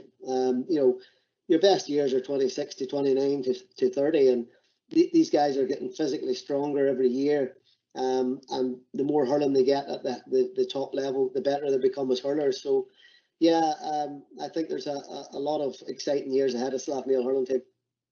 Okay, thanks, Michael. Cheers. And thanks, James. You as well. We might head from Clare up the road and check in Galway with Colm. Tara, how's things? A question for Brendan, please. Brendan, if I can take it back to something you already touched on already. You were speaking about the balancing act between the dual aspect of the club. Could you expand a little bit on that maybe, and how the club, I suppose, facilitate that, and how do you even factor in a little bit of downtime with all that must be going on? Hi, Colm. So kind of maybe alluded on earlier, the coordination between the football and the hurling management is very good. With the best interested player at heart, they'll always find a way to get the most out of us without flogging us, which has been good. And I think that a lot of the players have sort of understood that, and I've always worked with the management. And like Mickey said, there's a lot of honesty in the players, but they're willing to say, look, I need downtime. I am tired. Players are willing to also say, I maybe didn't have as tough a game as it maybe looked, depending on positions that you play and the oppositions you play week in, week out. And players are open and honest that way. They do schedule breaks, they do schedule downtime well in advance, that they'll let you know. So kind of stops guys from being a bit sporadic on, I want to go away, I don't want to go away, things like that, especially around July and holidays and summer holidays for most folk. But it's very well organised, and I think that's the biggest part of it. It's very clear. The management meet up very, very regularly, at least once a week, sometimes more when it comes to championship season, to plan and organise to make sure that they're getting the most out of the players. And that transparency of schedules makes life a lot easier for players. They can plan things more in advance. The likes of spending time with family members, visiting partners and all the rest. That keeps everyone happy. There's no background social problems that move into training, and it's an absolute credit to the management for keeping that transparency, and allows players to be more free and focused when they're actually on the field. Yeah, I can imagine it must take a huge amount of organisational skills on behalf of the management to collaborate like that. So well done to you guys that are there on the call as well. I suppose the biggest thing is just looking at the bigger picture, isn't it, and realising that players, you know, aren't machines either, and they do need that downtime, isn't it? Yeah, it's nice to know that that's considered. The players need it too. I know some people carried away with you need to get fit, you need to get to the gym, you need to keep doing this, keep doing that. But it's nice to recognise that downtime is just as important and it's beneficial to getting the results that we need. Exactly. Yeah. Perfect. Thanks, Brendan. Thanks, Dara. Oh. Thanks, Colin. Michael Rice has been waiting patiently to throw a question at Brendan as well, I think, is it, Michael? Yeah, please, we'll keep Brendan going there. How are you, Brendan? Look, I probably got to follow you around for a few All-Ireland semi-finals of the last few years, but one thing I noticed, your own manager Michael said there leading up to the Shamrocks match, how much of an advantage it was not to be playing football at that time. Henry Shefflin alluded to it as well beforehand, so he obviously was keeping an eye on things as well. Just in relation to yourself, how did you find that in terms of your own? Is it something that you found made a big difference in terms of touch? You came out against the Shamrocks, I think you got 1-2 on the day. You were looking very sharp from a hurling point of view. Did you feel that yourself, or did you think it was just your manager trying to get you in the right frame of mind and make you believe even more? There was a big factor in it, you know. Hurling and camogie, it's a highly skillful game, and the only way you can get good at your skills is to continually practice them. You know, we don't get that many sessions a week that others might get, or even the free time between sessions to actually get to the wall ball or the alley to practice on the small things that really matter. But with that period of time off, I suppose from the football to focus more on the hurling, we did have that time, and you know, we actually worked on a lot more than we thought we would have, which improved our game, improved our variety and how we played, and actually brought a lot more confidence out in the players. And I do think that improved things. I'd say it allowed us to use other assets of our game that were right and suited us, like our running. You know, you weren't trying to get off a man's shoulder and the ball spilling, you know, and then a rough ball and things like that. You got to play more fluid. It definitely played a part. We on years gone by, it was hard to balance an All-Ireland semi-final with the football and hurling because they were 1 week after each other. So you were maybe planning 2 weeks ahead of your last session really to get quality in before you actually play an All-Ireland semi-final, which is quite a bit of time when you're playing a highly skilled game like hurling, where coordination is key and you need to keep your eye in very, very regularly. So it does play a factor, definitely. Very good. And I suppose I just want to follow up, Brendan, on a kind of a more general question in terms of Derry hurling as a whole. Like, you're obviously on the national scene, but then you look, and you correct me if I'm wrong here, like, am I correct in saying there's only 6 adult hurling teams in Derry? Am I right in that? There'll be 6 competing in the senior championship. There'll be a couple intermediate to junior as well. Yeah. And would that, like, I suppose, would you like to see that change, or is there a kind of an appetite for change in Derry as a whole, or I suppose, like we see in Kilkenny, hurling is probably too strong for that is football too strong for that to happen in Derry? There's definitely a drive for hurling in Derry and in Ulster. The people that are involved in hurling are doing absolutely everything they can. There is a want. There is clubs starting up. Clubs like Castle Dawson have actually started a team and won maybe a Division C down in the Fela and are growing a team through the age groups.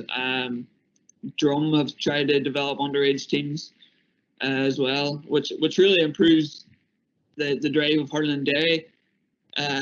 What would really improve it is if there was more participation. Definitely, that is a factor, and I suppose with football being the first love for many, it kind of takes away from the initial thought process of hurling. But I would like to see it improve. I would love to go to other places in the county and play hurling, because the talent's definitely there. Maybe some people don't realise that just because you're not good at football doesn't mean you won't be good at hurling. You know, that they are a completely different skill set, and it might give other people a chance to shine. So I would love more clubs to start up and I think everybody that's involved in the hurling circles would be more than keen to help out with friendlies or come and coach and things if they do want to get started. Excellent. Thanks for that, Brendan. Thanks yourself, Michael. We'll come back to you shortly. We might bring Rena back in now to chat with Dominic. Hi, Dominic. How you going, Rena? Good. Dominic, I suppose, look, you've coached, my question is, I suppose you've coached hurling at all ages. You've played in All-Ireland final against Tipperary yourself, and you've managed your own county a few times, I believe. So I'm wondering, what is the difference about training camogie as opposed to hurling, or is there any difference? Well, Rena, I never really make any difference on it at all, you know, and even addressing the girls and so on, you know, our training would be just similar to what a hurling session would be. And I think you'd be doing an injustice to the girls, you know, even you didn't approach it that way, because you get that feeling that that's what they want. They want to be at it. They want that high intensity training. They want to be hitting that ball at pace. And like the training session, you know, the pace of the ball is serious important, as you know yourself, to hand and to hurl, and that hand-eye coordination. So the physical side, you know, they do. The girls, it's what they do outside, you know, and there's a great deal of trust in our girls. They do the condition, you know, they do that 2 nights a week, which we trust to do. It's a monitoring thing anyhow, so we know when they're doing it and when they're not.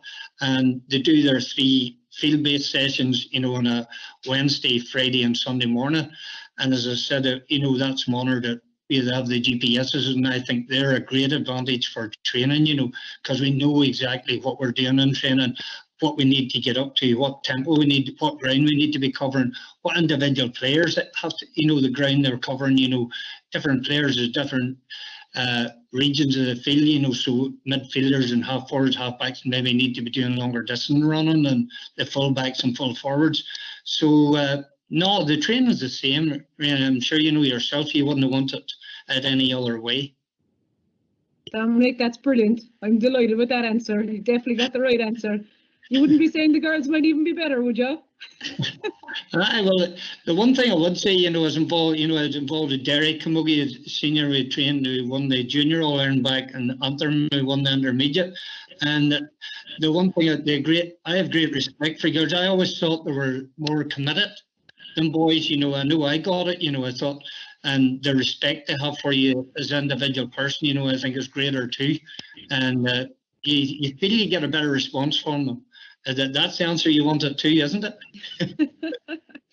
No.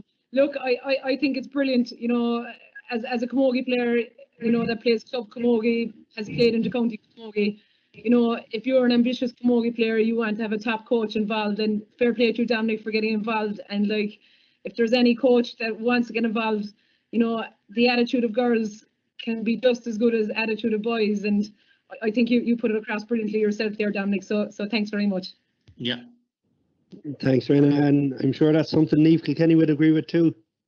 Oh, definitely, yeah, you answered that one very well. Dominic, just firstly, I want to congratulate you also on your success as being manager of the team. But just one thing, I suppose, what's so admirable about Slaughtneil is that it's a small club and that they've achieved such heights. I suppose I'm coming from a small club also, which have been successful in the past, that won All Ireland's, but we're probably on the other side of it now. But I just kind of want to know what's your secret, really. You know, what's the secret to your success? Well, I don't I suppose it's been talked about all night. There's not really any magic formula. You know, the first and foremost, you need good players, and then they need to be serious committed and a serious attitude.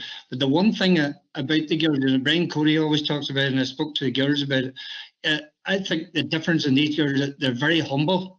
You know, you take Aoife there talking, you know, after, you know, a team that wins All Ireland 3 times and they're still washing their own jerseys, people say, oh, they shouldn't be doing that. Why wouldn't they? You know, it teaches them the proper things, you know, to become better people and better person. So after every training session, they see them getting off their bus and, you know, they're pointing at each other and saying, it's your night and it's your night. There may be a wee bit of shouting back and forward, but, you know, they take the jerseys away. There are not too many other teams do that. and they would expect other people to do that. And it's the same way anything. If you're in the field and you say, girls, you need the water filled, 2 or 3 of them will just grab them way up to the top and get them, and bring it down. It makes them different. They wouldn't have got they wouldn't have won back to back, and then there's 3 in a row without being able to deal with it, and not let it get to their heads. I hear other girls or even boys that are talking, even back in '83 when we won the All-Ireland club as hurling ourselves, we had players never played again because they let it get to them. Oh, we'd won All-Ireland. They did things they probably shouldn't have been done. They never really come back and trained. Where I was there and other players there, and we wanted to win another one, and they weren't prepared to put that effort and time in. So I think that's what made them slightly different. People say they have nothing else to do in Slaughtneil because it's a wee small rural place, but they have the same as they enjoy themselves the same as anybody else. We have some parties too after we won, but they know when to nail it on the head now.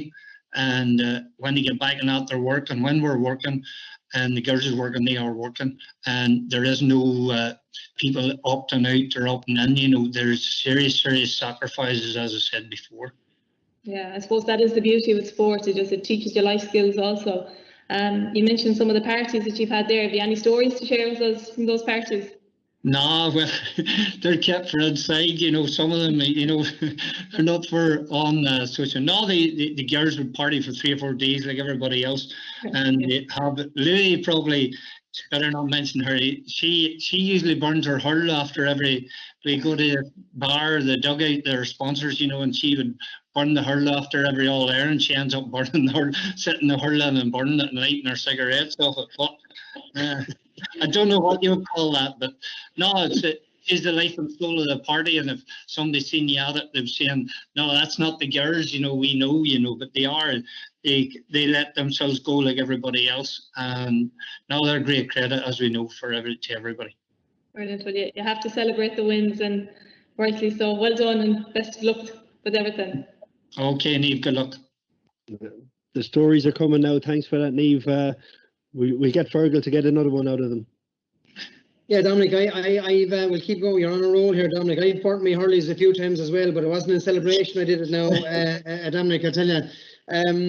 Dominic, you've won an All-Ireland as a player with Lougheil, and your club Lougheil went on and won a second All-Ireland, and whatever about winning it once by chance, you don't win it twice by chance, and then you go to Slaughtneil and win 3 All-Irelands there, and again, it doesn't happen by chance. And I know the cliche answer to this often is that we take one game at a time, but would you say as a manager or as a player, in your experience, Dominic, that you have to plan for these? At the start of the year, you have to set your goal as winning an All-Ireland, or if not, what was it that got you over the line twice in Lougheil and 3 times in Slaughtneil?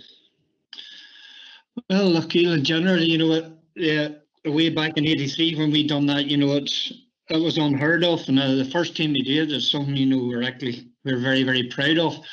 Mickey and then touched on about belief. My own belief in it as Fergal, I know the situation with Ballygunner as well. I'd keep since that, I'd nearly go to the St Patrick's Day, the All-Ireland Club Finals, and all a great connection with it. And I think there's a day you have to be ready on the day when it's presented to you to be able to take that game, and that there's a lot of major factors in that belief, how much work you've done working in very small margins. But I believe that that day will come. But when that day comes, you've got to be good enough to get over the line. And it could be the slightest thing, the lack of concentration, that split second. We all know this, and Fergal, you know them as well as me, and these is all cliches. But that day come, there was many another day we could have made these situations and maybe come up against teams that would have blew us out of the water. But on that particular year, it wasn't about us being the best team. We were, to be honest, we were well prepared. We'd done serious training. We're in it for the first time. Everybody was serious, anxious to be at it. We got the breaks and we get over the line. And equally, you look at even, they take great credit, even the team that won it the second year round. Fergal, they lost 6 county finals. a good 70% of these players, they lost 6 county finals in a row, and many another player would have went away and said, "Oh, that was not for me," and 1 or 2 of them did, and you couldn't have blamed them for it. Then they started to win the county champ, they won the next 2 county champ, and then all of a sudden they won the All-Ireland club again. And you just got to keep at it and keep working at the things you're doing, the things Mickey's doing, and so on. But when that day comes and you get this team, you got to be good enough to nail them on that particular day. And as you said, people say about Ballygunner and you and your game's too short or something. My answer to you is, the way you play the game, the way you believe you should play the game, you should stick to that and believe it. And I honestly believe that someday it will happen. It will happen. But belief is a big thing. And I think people use the word very lightly at times, because there's still people goes into change rooms, you got to believe you won this. Study the word and think about, the word you're using. Believe is a serious meaning, serious meaning, and there's serious work to believe. You can't just jump in the change room and say you got to believe. It doesn't work like that. You can't believe if you train 30 nights and people only train 10 of them, and that boy's standing there and he hasn't done the 20 sessions or the 10 sessions on his own. You can't believe the same as the other players. And once it comes to that wee small margins, will he let you down? He probably will, as such. But it's great. Even in the Camogie, the first year we were in, we got to this, and Milford of Cork, I didn't know a lot about it, but Milford of Cork, I knew they were established team in it, and they went out it. And I said to the girls, there's an opportunity here for us, and we're going to try and nail this down, So we set our sights inside the house. We didn't tell anybody else we're going to win the All-Ireland, but we were going to go and set out to try and win it, Fergal. And it did happen for us, it did happen, and thank God, Yeah, and I agree. And sometimes I think if you hear this terminology that we're in bonus territory, anytime I hear that, I get worried because it suggests to me there's not real belief there, and the belief can be at skin level or can be really deep. And I think you've done a huge job there, Dominic, in terms of instilling that belief really, really deeply in the girls that you've been managing. So congrats again. Yeah, thank you, Fergal. It seems to be the word I keep bringing Jamesy O'Connor in on, but that's just the way the cards have fallen tonight, Jamesy. Yeah, and but Dominic, you sound as driven as ever there. Listen to you, that you're mad for road and can't wait to get going again. Just as again, maybe what's the level of competition like in Derry in terms of the number of senior clubs and like in Ulster in general? Then is it the usual suspects that we be familiar with, the Lochgills, the Cushendaws, the Dunloys, the Ballycastles? Are they the ones that you have to, overcome each year? Yeah, well, in Derry alone, I think there's 6 senior clubs, and at this moment in time, but it goes in cycles, as you know, James, and the day comes Slaughtneil, maybe it'll go down, but this moment in time, it's probably Swatter and Kevin's club, Ballinascreen, would be the main rivals for it, so when the draws is made for the champions at the start of the year, you can gauge your training to that, I'm sure, towards that there. But you got to respect everybody in championship because you never know. But we usually end up, this past 4 or 5 years, it's been Swatter or Ballinascreen, but it's been Lochgill and us in the final this past 5 years, the Lochgill ones, county they have done, I think, for 10 or 12 years in Antrim, which is not a great thing, But I think Dunloy and Cushendall and maybe Ballycastle, they took their eye off the ball, but they're starting to work again, so you're hoping that they get up to pace again in Antrim, but it's Lochgill and Slaughtneil would be in the final, and probably, Jamesy, it's probably our toughest matches too, the first 2, was real clinkers of games with big crowds, great atmosphere, great buzz about them, and you were standing in there and coming from the club yourself, it wasn't the greatest thing to be, but as I said before, once you're with something, you're with it, you're in there and you're very, very much part of them, and you can't break trust. You trust the girls and you committed yourself to the girls, irrespective of what's going to happen down the line. And, just thank God to get over the line. But yeah, you could do with more competition and more games, Jamesy, which in Camogie terms is very, very hard to get. Yeah, and in terms of getting the girls, we'll say up to the speed required to go all the way, Dominic. I mean, have you gone outside the county? Do you regularly go outside the county looking for challenges? I mean, tell us a little bit about that. Yeah, we go outside the county, you know, regular basis. You know, we'd choose the certain clubs at different times. One of the things we did learn, James, at the start we'd have made journeys, but at the end of the day, we talk about belief. You know, we made journeys down to Kilkenny and that, Thomastown and Rossmuir and Kilmacud Crooks. You know, when you were going there and their county players weren't allowed to play, and you were playing them, and the matches weren't up to scratch. But a lot of times we didn't tell the girls at the start about it, you know, and they get great sense of belief out of it. You know, we went down and we beat Thomastown, or we went and beat Rossmuir. But after a while, they're like everybody else, they're wise fools, you know, they caught on to it. So really, this past couple of years, we had played county teams. We had played Kilkenny, you know, on a regular basis, you know, 2 or 3 times. We had played Meath, we had played Dublin. And we felt that them games, you know, at the right times, you know, a fortnight prior to the championship, that's how we'd got up to the pace of the game. And they were really, you know, once you gain a reputation, you know, it took us a while to start. Getting friendlies was tough, as you know, James, you coming from we are. Once we won the first one, you know, after that there we found it easier to get games down south, you know. So they were very grateful to the counties and clubs that played us, you know. But no, they are a great help to us, and we had to. You have to get play the games. You have to test the water. You have to get ready for them big days. Yeah, you'll have no problems getting games going forward, Dominic. Thanks for that. Cheers. Thanks, Jamesy. Colin, do you want to come back in there?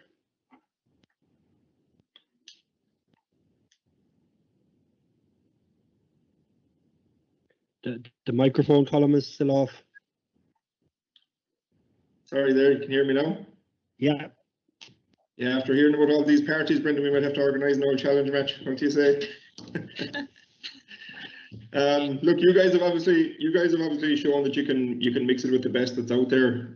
What do you think needs to happen across Ulster or even in Derry for you to maximise that? Like the girls there, do you rely on travelling away for challenge matches much? I think in order to progress hurling in Ulster, I suppose the easy answer would be it needs more participation. It's not through the want or desire to hurl. You'll only get better with competition, and at the moment you would say there's in some areas of Ulster there are some areas that are maybe not as prominent with competition, so obviously it lacks there. In other areas it's very competitive for like some North Antrim and things like that. It's like a bit of competition, but for us we did have to travel a bit. You know, we did have to go down to Kilkenny and Martin for a friendly with Castlecomer and things like that, which were very beneficial to us. But it's very difficult for us to get friendlies because of the schedule that we're trying to find the gap in. But we've had good success in getting quality games and things like the Macaulay Cup in Antrim there in Armoy, where you get to showcase your skills against the best side in Antrim and things like that, which really brings us on just at our right time as well during the summer. But look, as much as we would love to get down and get playing as many games, sometimes it just isn't logistically possible. But thankfully we do get good numbers in training, and with the want and desire for competition in our team and to get as many games as possible, then house games are sometimes as effective, and with the less drain of actually having to travel the length and breadth of Ireland for a game. Very good, yeah. Out of interest, just what kind of numbers have you in your squad at the minute? In the hurling, you would have around between 38 and 40, you know, depending on injuries and things like that. So the numbers are good and the desire is there. And I think that helps with bringing on the younger guys who also want to aspire to be on the senior team as well. And we get us equally good in numbers on the football as well. For a number of years we've had 3 codes, so the want is to play there, and I think that's a big part of why we're doing what we're doing at the minute. Excellent, that's top class, really good. Yeah, a couple of great questions there, Colin. We're getting close to the final whistle now, but I do want to bring Michael Rice back in again, just to maybe wrap things up with the guests, Michael. Thanks, Darry. Yeah, I just want to ask Michael a question. First of all, congratulations, Michael, on all your success. And I'd say just to yourself and Fergal, don't worry about losing to Ballyhale Shamrocks. Myself and Martin Fogarty know all about it for the last, I don't know how many years, part and parcel of it. But look, I suppose I went to Newry that day that you lost to Ballyhale, and I met Carrickshock man who's living up around your area, and he told me that that was going to go right to the wire. So the belief was absolutely in there. I could see that in his face and what he was telling me. But to have that belief and then to have it stripped away, I suppose, in the last couple of minutes, and then obviously the 2 previous losses. And I don't want to be negative here, but how do you get that motivation yourself to say, look, I'm going to come back and have another go at this, considering the amount of work you obviously put in, the amount of preparation you put in with the players? How do you personally get yourself, I suppose, motivated to go at it again? Well, when you're working with a group of players that I'm working with, Michael, it's easy to be motivated. And of course, when you're competing to win county championships and provincial championships, when you actually start the season with serious ambitions to do that, it gives you the motivation to go and do the work. And there is a lot of work. I live in Ballycastle, which is 50 minutes to an hour away. So you're doing a lot of travelling. You're away from your family. I have a young family. I'm away maybe 3-4 nights a week, as well as your work. Some days I'm going to work in Belfast and going straight to training, so I don't get home to maybe 11 o'clock, half 11 at night. And so it is difficult at times. And I suppose the Rubicon for me was 2018 when we lost the Ulster semi-final to Ballycran. We had won the Ulster Championship in 2016 and 17. We were going for 3 in a row. And we lost to Ballycran by 10 points. And we just had hit the wall. And I don't mean that in any way to take away from Ballycran. They were superb on the day, but we weren't at ourselves. And that was my 3rd year. And I always believed that maybe 3 years, 4 years was enough for any manager, that maybe the voice becomes a bit mundane and people get fed up listening to you. And I had 3 of my management team at that time step down for the reasons that they thought they need to freshen things up. And I thought long and hard about it. I probably was demotivated at that time. But over the course of the next 4 or 5 weeks, I spoke with a few of the more senior players, and we talked things through, and there was a real motivation with them that we weren't going to end this sort of relationship on the back of a 10-point defeat in an Ulster semi-final. That if we were going to go our separate ways, and that's certainly how I felt, was if we're going to go our separate ways, well, let's do it at the top. Let's go back and prove ourselves again. And you can do something once, you're a good team, but if you can do it twice, you're a great team.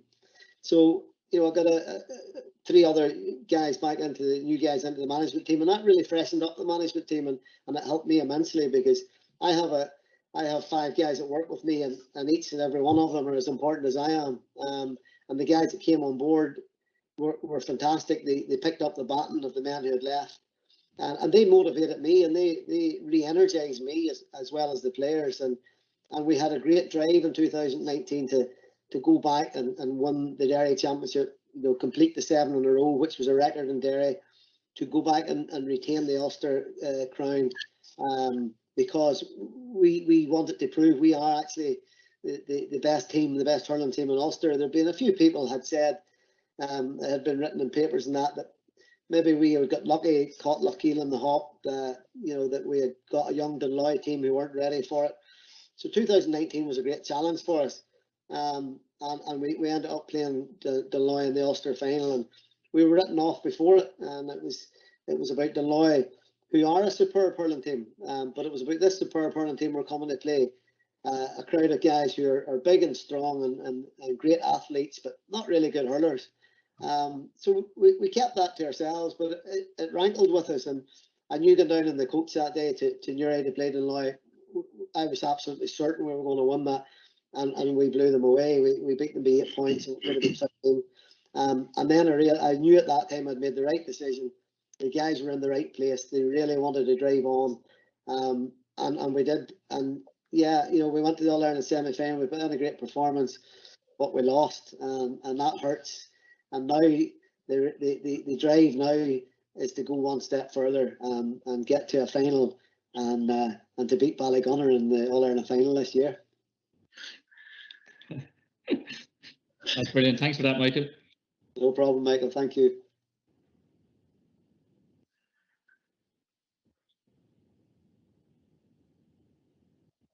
Right. Show my own mic here. Thanks a million to the two Michaels there. I'd love to let the conversation go, and it's brilliant between interviewers and interviewees, but I'm getting a little bit worried. I think this is the longest Martin Fogarty's ever gone without talking, so we better just check in on him. Oh yeah, Dara. I went off for a sleep there for a while. Aoife, are you there by any chance? I'm still here with you, Martin. I didn't go to sleep. Fair play to you. Look, guys, as I said earlier there, I was watching the phone here. I have a few lads in the background just to see that things are all right. What they can do about it, I don't know. But I got a strange text here from Michael Glover. Again, I mentioned Michael earlier. Actually, no Michael up there. And it says, Aoife, Cade mara tatu, Mahan Colleen, Tame Teva Mwitten Doris, the Drifor at Far Eilish. What's that all about? You must be visiting when I shouldn't be visiting. I don't know what that's about. Huh? I don't know what that's about. Eilish is in New Zealand at the minute. Who's Eilish?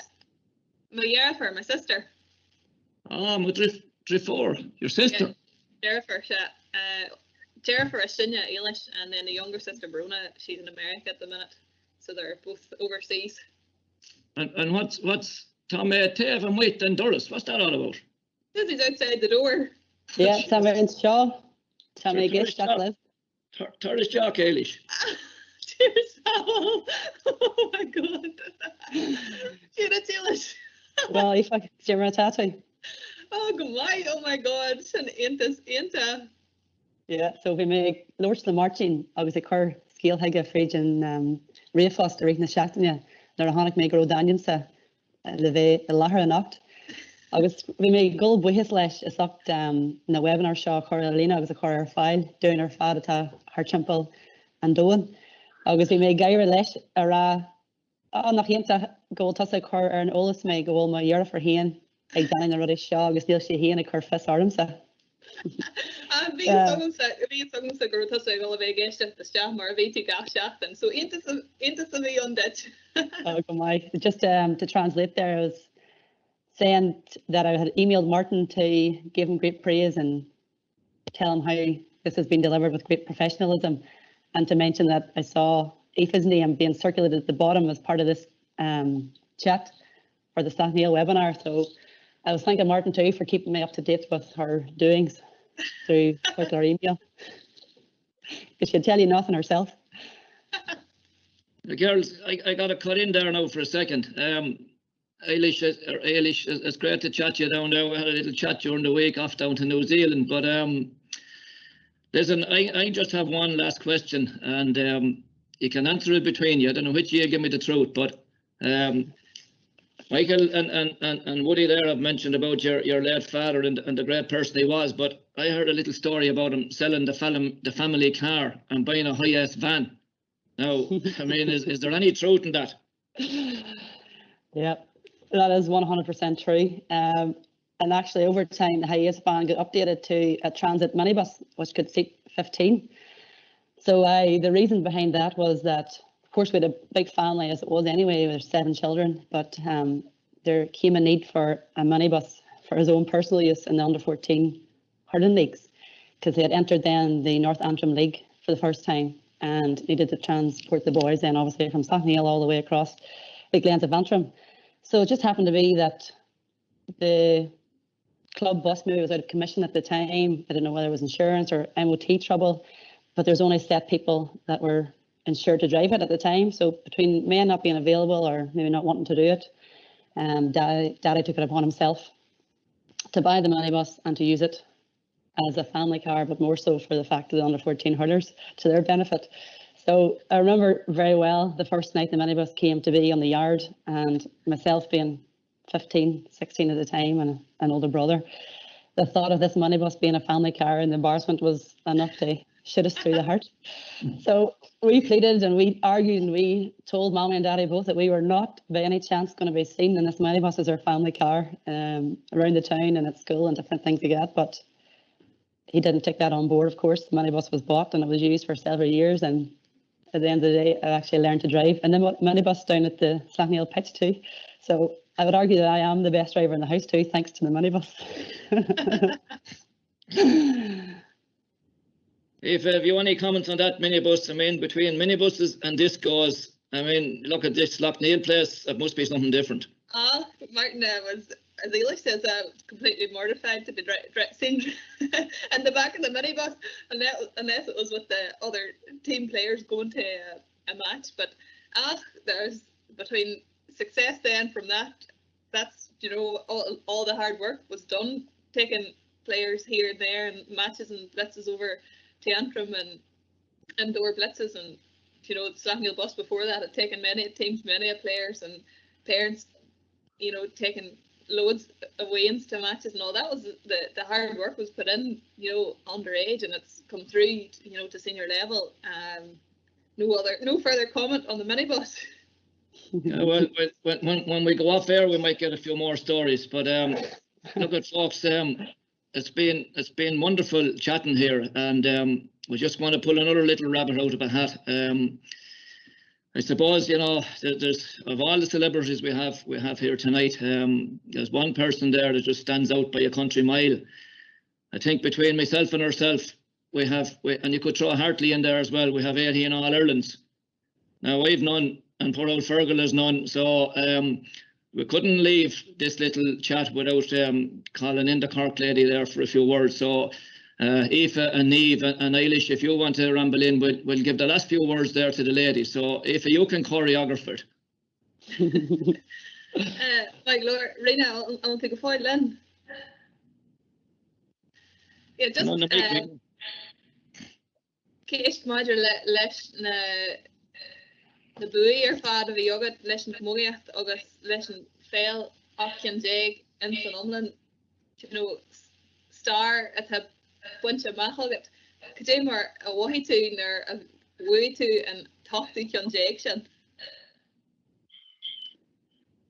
Yeah, look, bhí an tá there glum in our era, like dúis, hánig mé ag an óm ceart agus go dtí an áit ceart sin an príomhrud.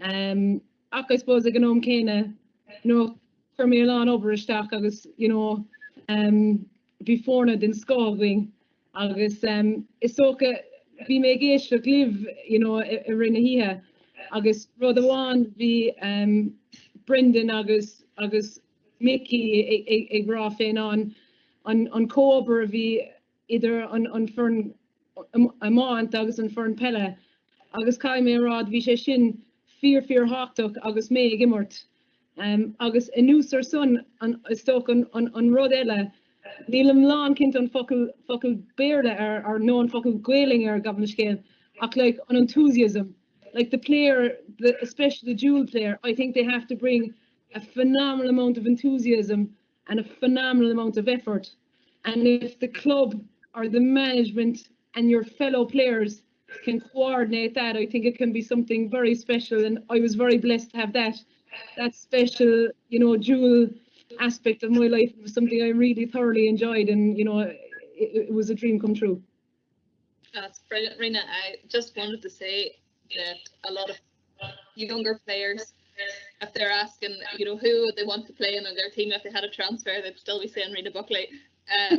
An Camogaíocht agus go fel na man fásta an bhfuil céist ag Niamh na Eilish.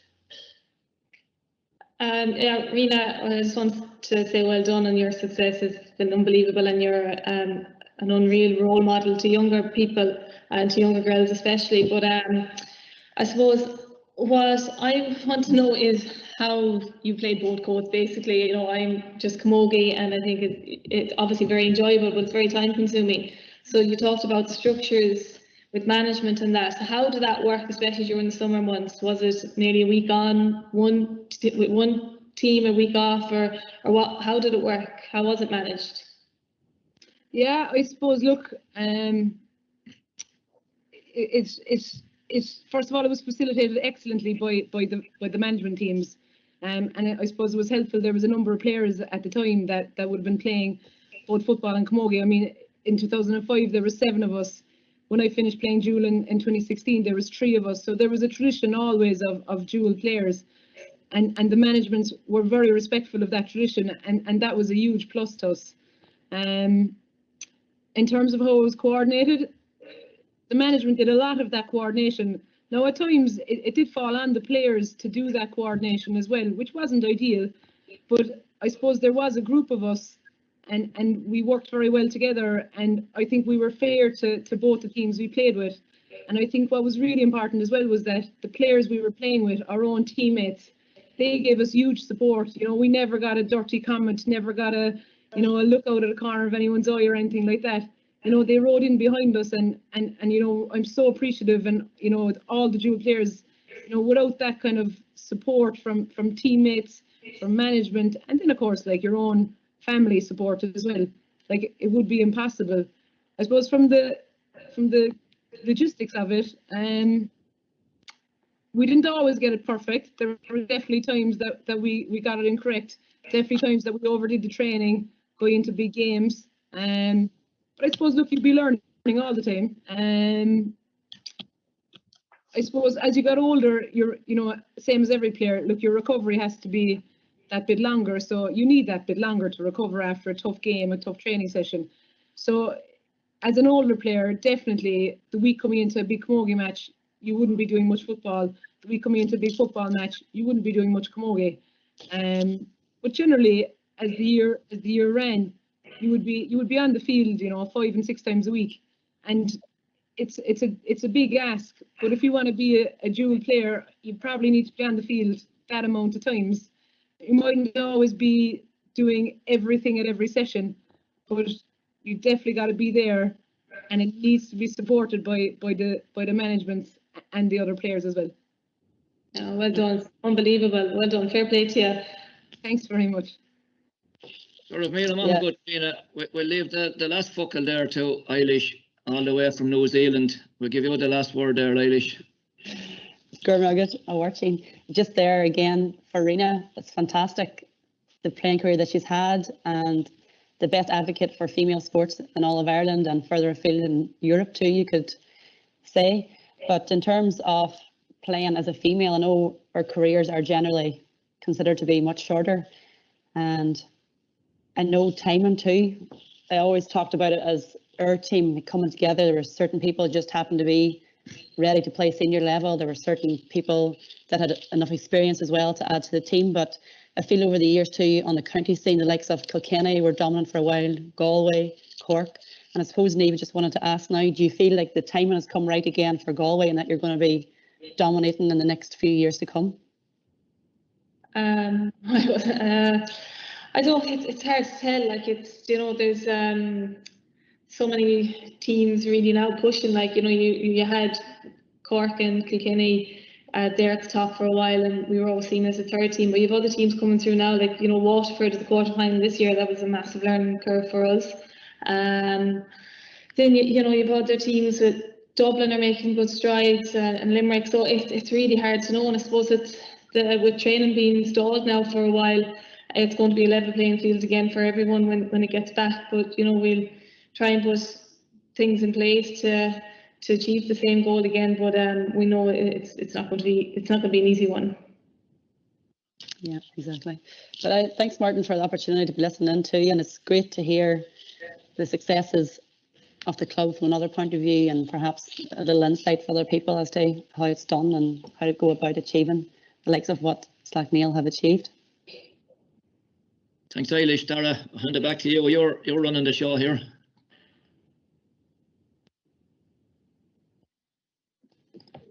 Thanks a million for that, Martin, and thanks, ladies, as well. That was really entertaining. I have to say the entire night was very entertaining. Thanks to Damien, Peter and Kevin for their contributions earlier on.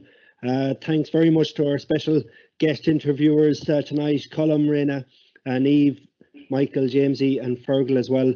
And a huge thank you to Michael, Dominic, to Aoife and to Brendan as well. And congratulations again on your success. It's great to see the hard work paying off. And I can tell you a lot of hard work went into getting this together tonight as well. So it was Martin Fogarty put all this together nearly on his own. So a huge thanks to Martin as well.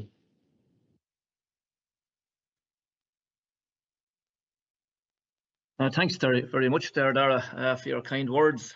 And I suppose, look at, you did a marvellous job there tonight. It surely wasn't easy with said our guests from all over Ireland and Irish there off down in New Zealand. So a big thank you there for Irish for joining us tonight. You really added to the occasion.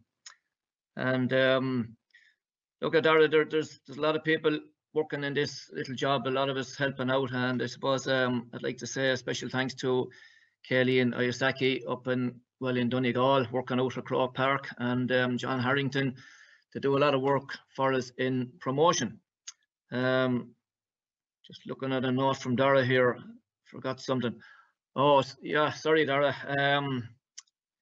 Actually, yeah. If are you still in the house there by any chance? If you're there, could you switch on your camera there, please, Aoife? Oh, she must be gone. Aoife, if you're there still. Yes, Martin, I'm still here. I just wanted to mention before the evening ends that earlier this month, Dominic McKinley reached a milestone, and that was the big 6-0. Big birthday, and unfortunately because of lockdown we weren't able to get together to celebrate the party. So I just would like to mention, Dominic, that I baked you an apple sponge, candle and balloons and all, and I'll have to let you know how it tastes. But I just wanted to say from all the Slaughtneil mugs and your friends in Slaughtneil, La breha sonadit, La breha sonadit, La breha sonawidi, La breha sonadit. And hopefully when restrictions are lifted, we will get together and be fit to party, Dominic. See you soon.